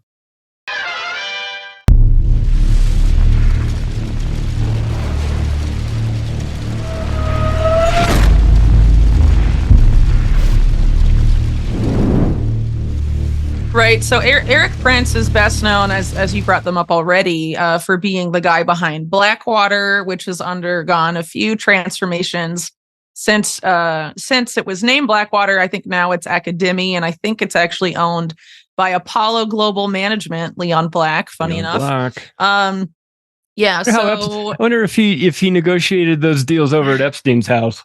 Yeah, well, as we'll get to in a second, if you talk about Epstein and the Iran-Contra network and look at Erik Prince and, what that network is today, maybe there's something there, but don't want to get too far ahead of myself. So anyway, Erik Prince, left Blackwater when it was really infamous, and then it underwent those name changes, and he sort of tried to distance himself from it.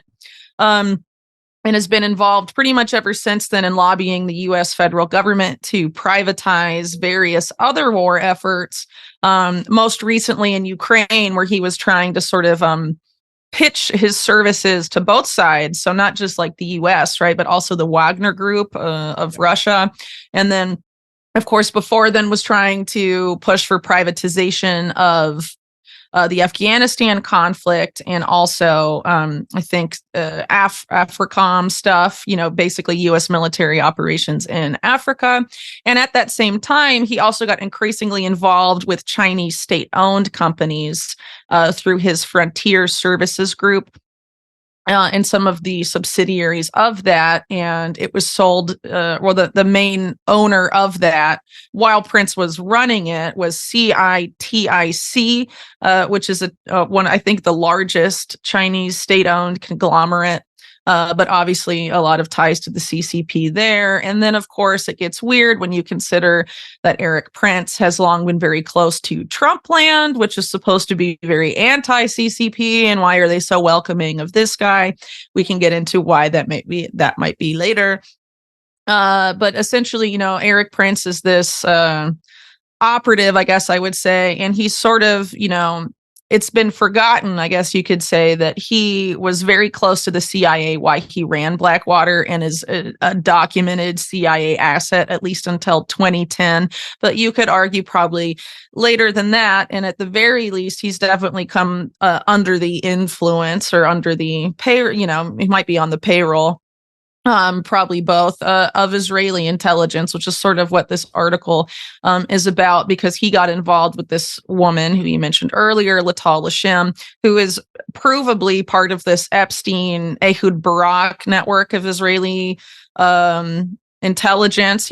Obviously most intelligence agencies have factionalism within them, competing power factions, like every other part of the quote unquote deep state in any country, really, because every country essentially has one, right? So that's essentially who he's teamed up with, and you have him getting involved with what appears to be a front company for Israeli intelligence that's exploiting loopholes to sell Israeli defenseware and arms and other things to the U.S., even though a lot of things produced abroad or certain sensitive electronics and things like that have to be produced in the U.S., or at least, by U.S. corporations for national security purposes. And this company is essentially loopholing all of that. So that's sort of a bird's eye view. I mean, there's a lot more detail there that we can go into wherever you'd like to start. Yeah. So we've got Frontier Research Group, which is his Africa China investment. Sort of, group. yeah. It's about securing mineral resources and other resources for China within Africa. And this is interesting too, because ostensibly the US is competing for those same resources within Africa. And so he's backing one side, but also playing the other side of groups, like the Make America Great Again faction, right? Who ostensibly wants that for the US, and he's selling it to the other side. So is this part of Belt and Road Initiative then? Because it's he's tied up with Belt and Road, totally. Okay. So he's openly been facilitating that, Erik Prince. Thanks for watching that clip. If you want to hear the entire episode in audio format, just go wherever podcasts are served, search for Macroaggressions, subscribe to the show, and please rate it when you get a chance. Thanks, everybody. Next, we will take a look at this interview with James Corbett of the Corbett Report.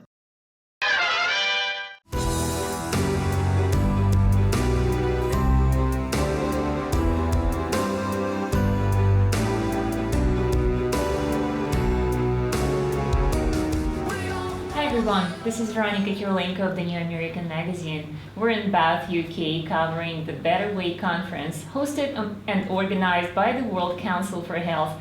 And here with us today, we have a very exciting guest, James Corbett, an award-winning investigative journalist, writer, and producer and host of the Corbett Report.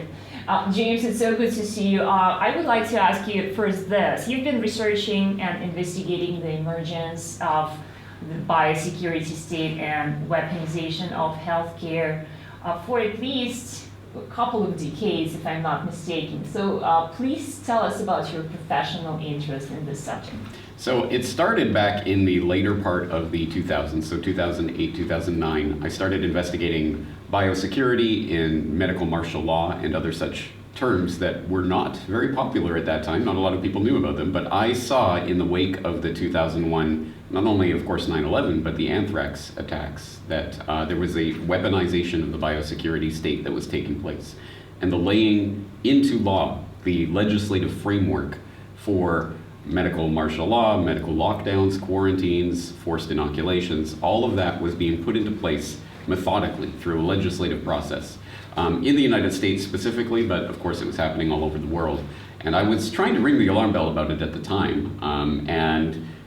So when I saw the development in 2014, Ebola, 2015, 16, Zika, these types of scares that were being raised by the World Health Organization over and over, the public health emergency of international concern that they declared, I again was trying to raise alarms about that. It wasn't until 2020 that I think they actually pulled the trigger on that and really started going for the biosecurity state. And what alarmed you?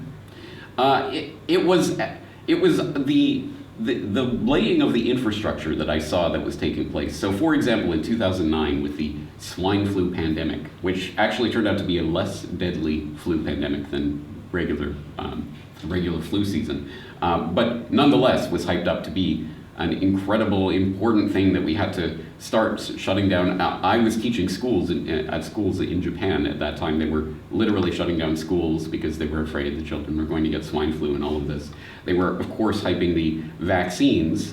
Of course, everyone had to get the flu shot for the swine flu at that time.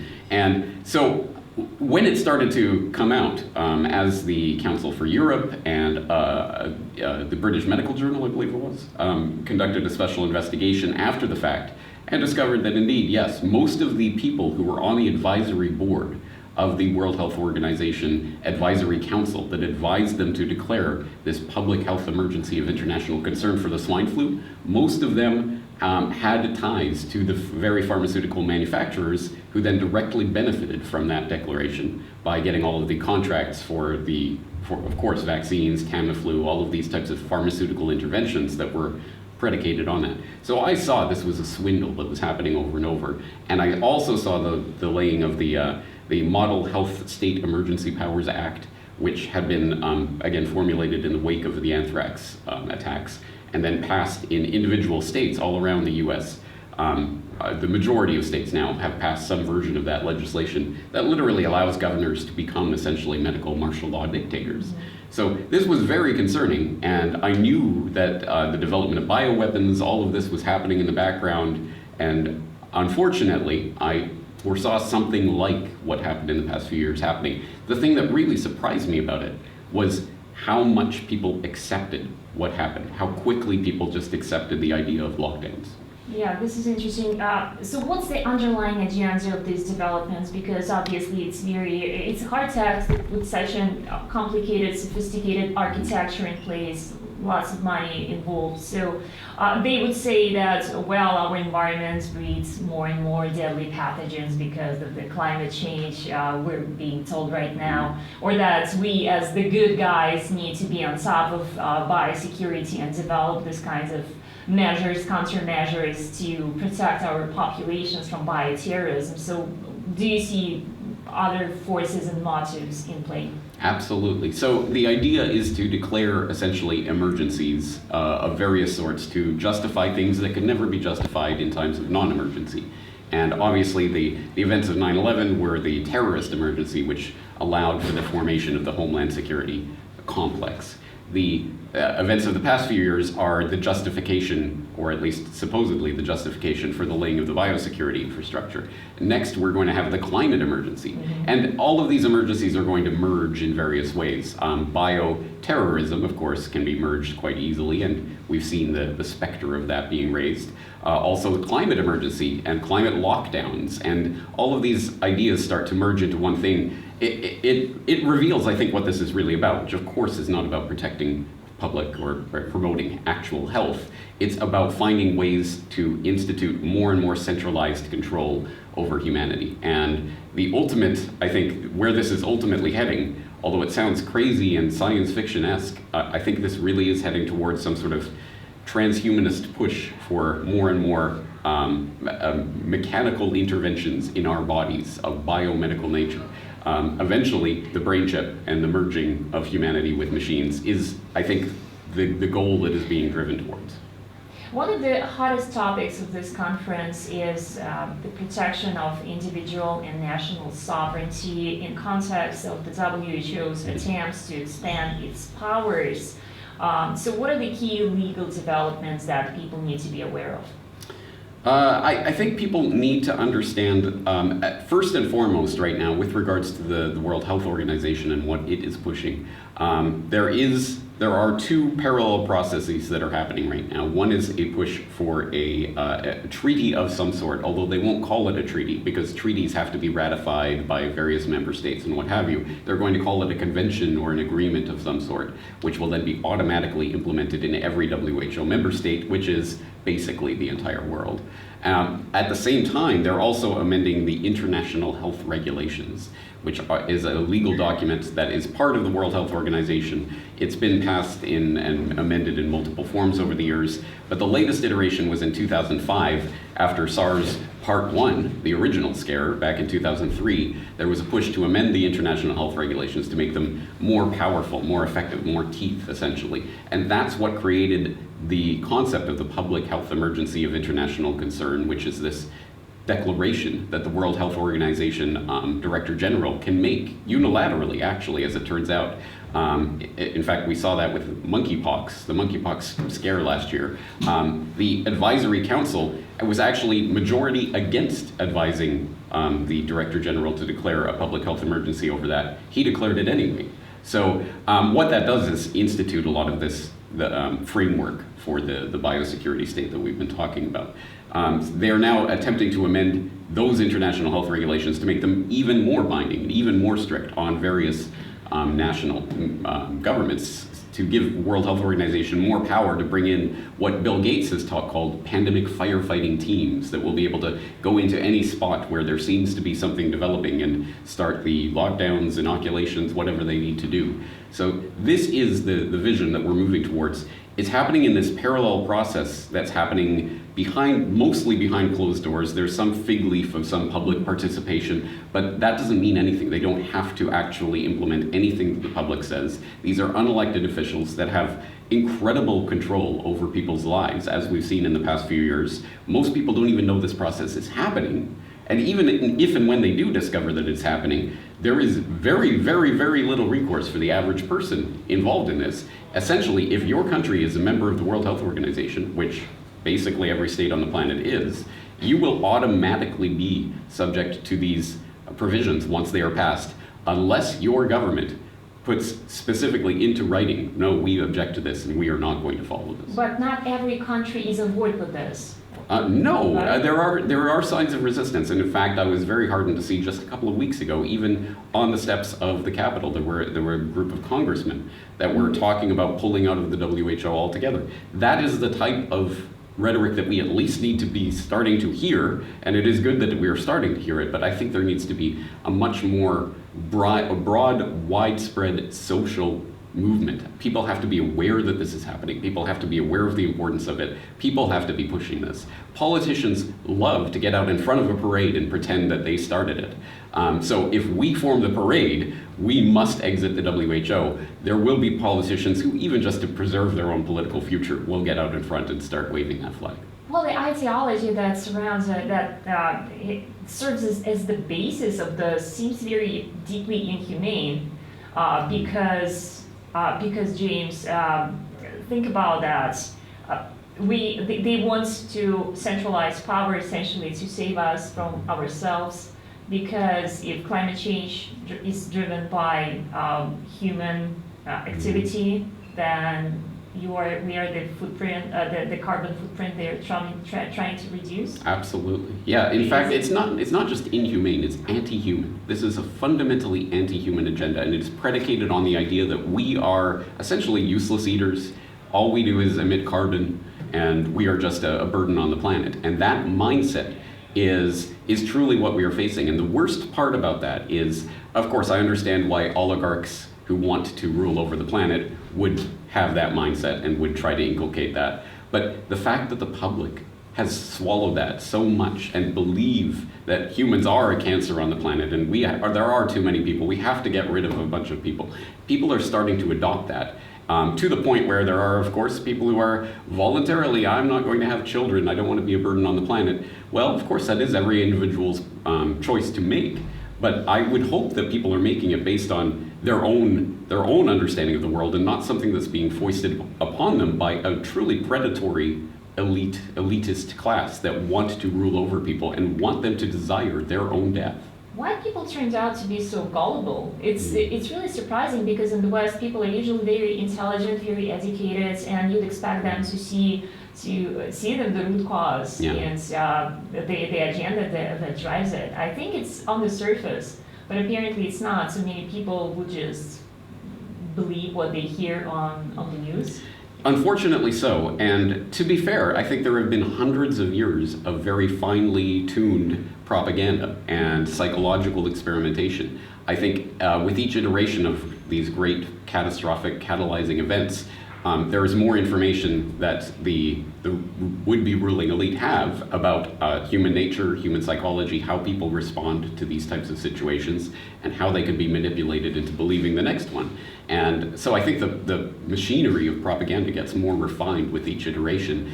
You can look back 100 years ago. Edward Bernays literally wrote the book on propaganda and talking about the intelligent manipulation of the organized habits of society is the people who do that constitute the real ruling power of this country. That was true 100 years ago. How much more true is it today? So I don't want to look at the people who have been hit by the baseball bat and crippled and then laugh at them for being crippled. No, the public has been intellectually crippled and put into this ideological viewpoint where they're desiring their own enslavement. I think it is the job of people who understand this to be the light, to show to people, no, the human species is wonderful and dynamic, and we truly can solve our problems. We do not need this predatory, parasitic class on top that are preying upon us to control us, manage us, lock us down, quarantine us, put us into databases, scan us, track us everywhere we go. That is a fundamentally anti-human thing. And I think once people understand it in that context, they will resist against it. I think that as long as the human spirit exists, there will be resistance. James, I would like to thank you so much for this important conversation. Please tell us, what is the best way to follow you in your work? Well, I have been censored and scrubbed from a number of platforms, so in the event that happens with any of the platforms I'm on right now, you can always find me at corbettreport.com. Thank you so much. Last but not least, let's take a look at this interview with Ryan Cristian and Derrick Broze. Now, the next part is very important. The fluoride info war Derrick recently wrote about. Newly released emails show California dental director alter study to remove negative conclusions. Very important. This should be international news because of how obvious this person is on the record telling you his job as a dentist is to promote fluoridation. His job is to undermine this information. He even says that at one point, his whole point is to basically, I forget the word they use, but to preempt, that's what he said, the study that they already know is ready to come out. So what it shows you is an effort to, behind the scenes, cobble together some kind of science dispute or some kind of scientific study to use against the report they're holding back. The report that's been ready for 3 years. That tells you, which we've now proven, that fluoride is toxic, that is hurting people, that is lowering children IQs. So they go, pause, hold on. And in the background, as we just found out, they're over here going, quick, how do we put this together? How to make this look like this? And how do we, and they find out, that shows that's a problem. Well, let's alter the study findings so we can make it look like it's not. That's real. Caught. This applies to every aspect of the scientific manipulation we're experiencing today. So let's go now to Derrick for an update on this very important story. Welcome, Derrick. Give us the recent updates on the fluoride trial and the recent developments with the emails, which I really hope people will focus more on, because I think it's one of the biggest developments so far in what we've seen. You're muted, brother. Okay, it is 9 a.m. All right, so the emails that we're talking about today, it's really just the continuation of the fluoride trial that's been going on since 2020 that we've been covering. And as I think we reported on the show, and I know I reported in a recent article, the trial is going to pick back up in January 2024. So there's just kind of procedural hearings going on, and that includes the Fluoride Action Network attorneys, Michael Connett. He filed some more open records requests, as we covered in previous interviews, where they filed open records requests, FOIA requests with the CDC, HHS, and other departments. And that's where we found out that Assistant Health Secretary Rachel Levine is the one who, or at least the emails claim, blocked the release of this NTP report that found that fluoride does cause lower IQ in children. And, so that was been controversial all on its own. Unfortunately, that hasn't even got enough attention. Now we have a new set of emails, and this relates to the California State Dental Director. His name's Dr. Jayath Kumar. And again, Fluoride Action Network, Michael Connett, they filed public records request in California to try to get emails from this doctor, specifically relating to a study that came out just in the last 2 years, which found the exact opposite. As we've been saying, it found that there is no association between fluoride and lower IQ in children. And this study, of course, just happened to come out while we were waiting for new information during the fluoride trial. And at the recent hearings we covered, where the judge did set the trial date for 2024, this specific study, authored in part by Dr. Jayath Kumar, who again is California State Dental Director, this study was used by the EPA and the government to say, hey, look, there's new information we have, and this new information doesn't conclude what the plaintiffs are arguing. So, I just want to set that stage before we show you the background of this study, because again, the government is using this specific study by this specific doctor from dentist from California to say, pay no attention to those previous studies that we've discussed in this case. Let's pay attention to this 2021 study, because it finds that there is no association between fluoride and lower IQ in children. One quick point. Go ahead. Go finish your thought. I was going to say, because of that, that's why these open records requests were filed, because this study and this doctor are relevant to the overall trial. Yeah, it's very frustrating. I mean, obviously, new information should be considered. No one should disregard that. But what I said, it's not really new. It's 2021. But what's interesting, though, is this is the same thing we see, as our audience will be well aware of, during COVID-19, or masks are a great example, where we have what is considered the top of the pyramid of empirical evidence, whether, expert opinions actually being the lowest level. People don't realize that. Systematic review of peer-reviewed science and random controlled trials. In 2020, the CDC did their own meta-analysis of all these studies, finding it was not statistically significant in reducing transmission. And then a new observational study came out, and that's what everybody in the scientific community somehow managed to point at. And it's frustrating, and we should be skeptical about why this is being pointed at after the fact. And I think, as your work has shown, what has already been done with the NTP and these reports and FAN, this has been years, 4 years, if I remember correctly, in the work. It's not just one study. So now, again, they're going, ignore the work that's been going on for 4 years and the multiple studies, and focus on this one we want you to look at. I don't know how anybody wouldn't see that as at least somehow slightly dishonest. I think that's important. It is important. And like you said, I mean, obviously science does get updated. So when new information comes out, we should look at it and say, okay, how does this fit into what we've already known? But this is why I think this story is so important, because on the surface, like you said, you get, okay, a new piece of information. And let's imagine you're just a normie mainstream person who kind of vaguely knows about this topic. And you heard, I heard there was some studies in the last couple of years claiming there's problems with fluoride. Oh, but now there's a newer study that they're referencing. And that newer study, it says the opposite. So then maybe one might kind of just naively make the assumption, the newer study must have had better science and more information and more data because it's new, right? But that is not the case. And this is why these emails are so important, because once again, we're getting a behind the scenes look at what goes on to shape a particular, and this is again, a peer reviewed published study that came out from Dr. Kumar. And again, it found the exact opposite of what we've been reporting and what the NTP has been showing. So that's why it's important. So let's get into a little bit of the details of what these emails showed. For one, the main thing is the emails make it clear, and as the Fluoride Action Network says, that Kumar is not some sort of independent voice who's just studying fluoride safety because he's curious about the topic or has some kind of scientific or dental interest. Clearly, he's the California State Dental Director. He's tied to the American Dental Association, like most people in that position are. And the American Dental Association, other organizations have for decades, 70 years now, said that water fluoridation is safe, and it's one of the greatest achievements of the 20th century. But in the emails, Kumar admits that and this is his word, that his, quote, job is to promote fluoridation, and that he is, quote, literally being paid to promote fluoridation. So right off the bat, that doesn't sound very impartial or unbiased. And then even before the study was begun, he told some of his colleagues in the emails that his job was to, quote, preempt the NTP. So this is not mild speculation that, oh, maybe this new study was done to try to counter the Fluoride Action Network. He says it his own words. And then again, during the proceedings, we saw the US government, the EPA, argue that this study should be referenced by the judge instead of the previous study. So we can tell there had to be some collusion. Now, these emails don't show Mr. Kumar directly communicating with the EPA's attorneys or anything of that sort, but in his own words, he's saying that he's trying to preempt the NTP, and he said that there was urgency to this task. So he's seemed to be very well aware in these emails, which were just from last year, 2022, that he needed to get this study out as soon as possible so that it could be used in this trial. So I think that's one important point. Another point here is that the emails show that the study was rejected 4 different times before it was eventually accepted, which, again, sometimes studies get rejected as they become better, and that can be science. So that on its own, I don't think should discount it from being valuable, but it is noteworthy, especially when you have the person himself saying that he's trying to preempt another study and his job is to promote fluoridation and there's an urgency to the task.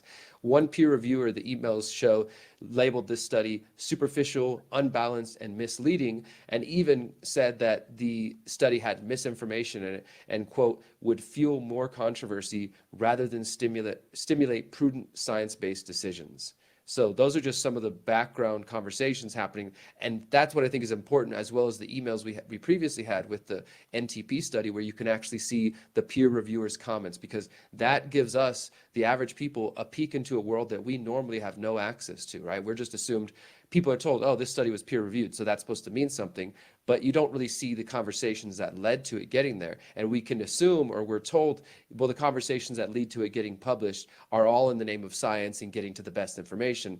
Clearly, that's not always the case. Mm-hmm. And we saw this during COVID-19. I think the average person, to the frustration of the corporate media and the government, are very aware that something's amiss with this. And it doesn't is a varying opinions about whether that's some large agenda or just profiteering or just incompetence, right? But all of those things are playing a factor. And I think there's just a lot of people that just are been trained not to care if they're told from the higher ups, this is how it's supposed to go. What's most compelling to me is that this is a guy on the record. I mean, this is if we're going to level conflicts of interest, this is like number one. You cannot hold a position where your entire job is to, he says it himself. If you're preempting the stuff, that's not science. That's weaponized science. You're trying to find something to counteract what they're saying. So that's confirmation bias, assuming there's even honesty involved here. But the point is, if he himself is saying his job is to preempt this, then as you discussed in the article, the point is that he will overlook things that are bad and then and promote things that are actually not entirely accurate if it makes that. And as he said, his job is to promote fluoridation. I mean, this is a big deal. This should be bigger news right now. And that's exactly what happened. I mean, so we'll go a little further here. Mm-hmm. They're doing, and this I think is another important point, and it does have so many correlations with COVID-19 and with other similar topics like that, because it shows us that these people, scientists, alleged, scientists, I don't even know if these people deserve this title here in this case, can use computer models and statistics to try to frame a conclusion. And in this case, if the models that they have don't fit the conclusion, well, they'll just remove the models completely. And that's what's happened in this case. So there's an email between Kumar and his biostatistician for the study, and from March 5th, 2022, where the statistician reports to Kumar, says that the results are the opposite of what we hoped for. And in response to this, the statistician suggests to him that they can try different models to see if they might reach different results. And he says, quote, although hard, we can test more models to try to identify a threshold that can lead to a non-significant fluctuation in IQ before the threshold. And what he means by that is there's going to be a non-significant fluctuation in IQ before the safety level, right? So here's the safe level that they say fluoride is safe amount in the water. So non-significant fluctuation, which still we should note is still a fluctuation in IQ, but he's just claiming, oh, it's non-significant.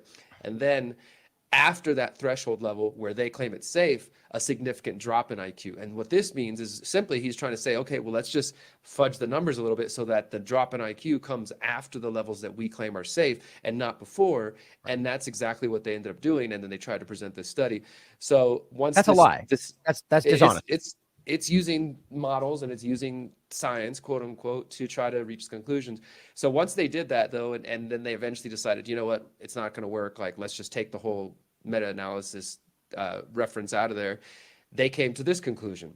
These meta-analyses show that fluoride exposure relevant to community water fluoridation is not associated with lower IQ scores in children.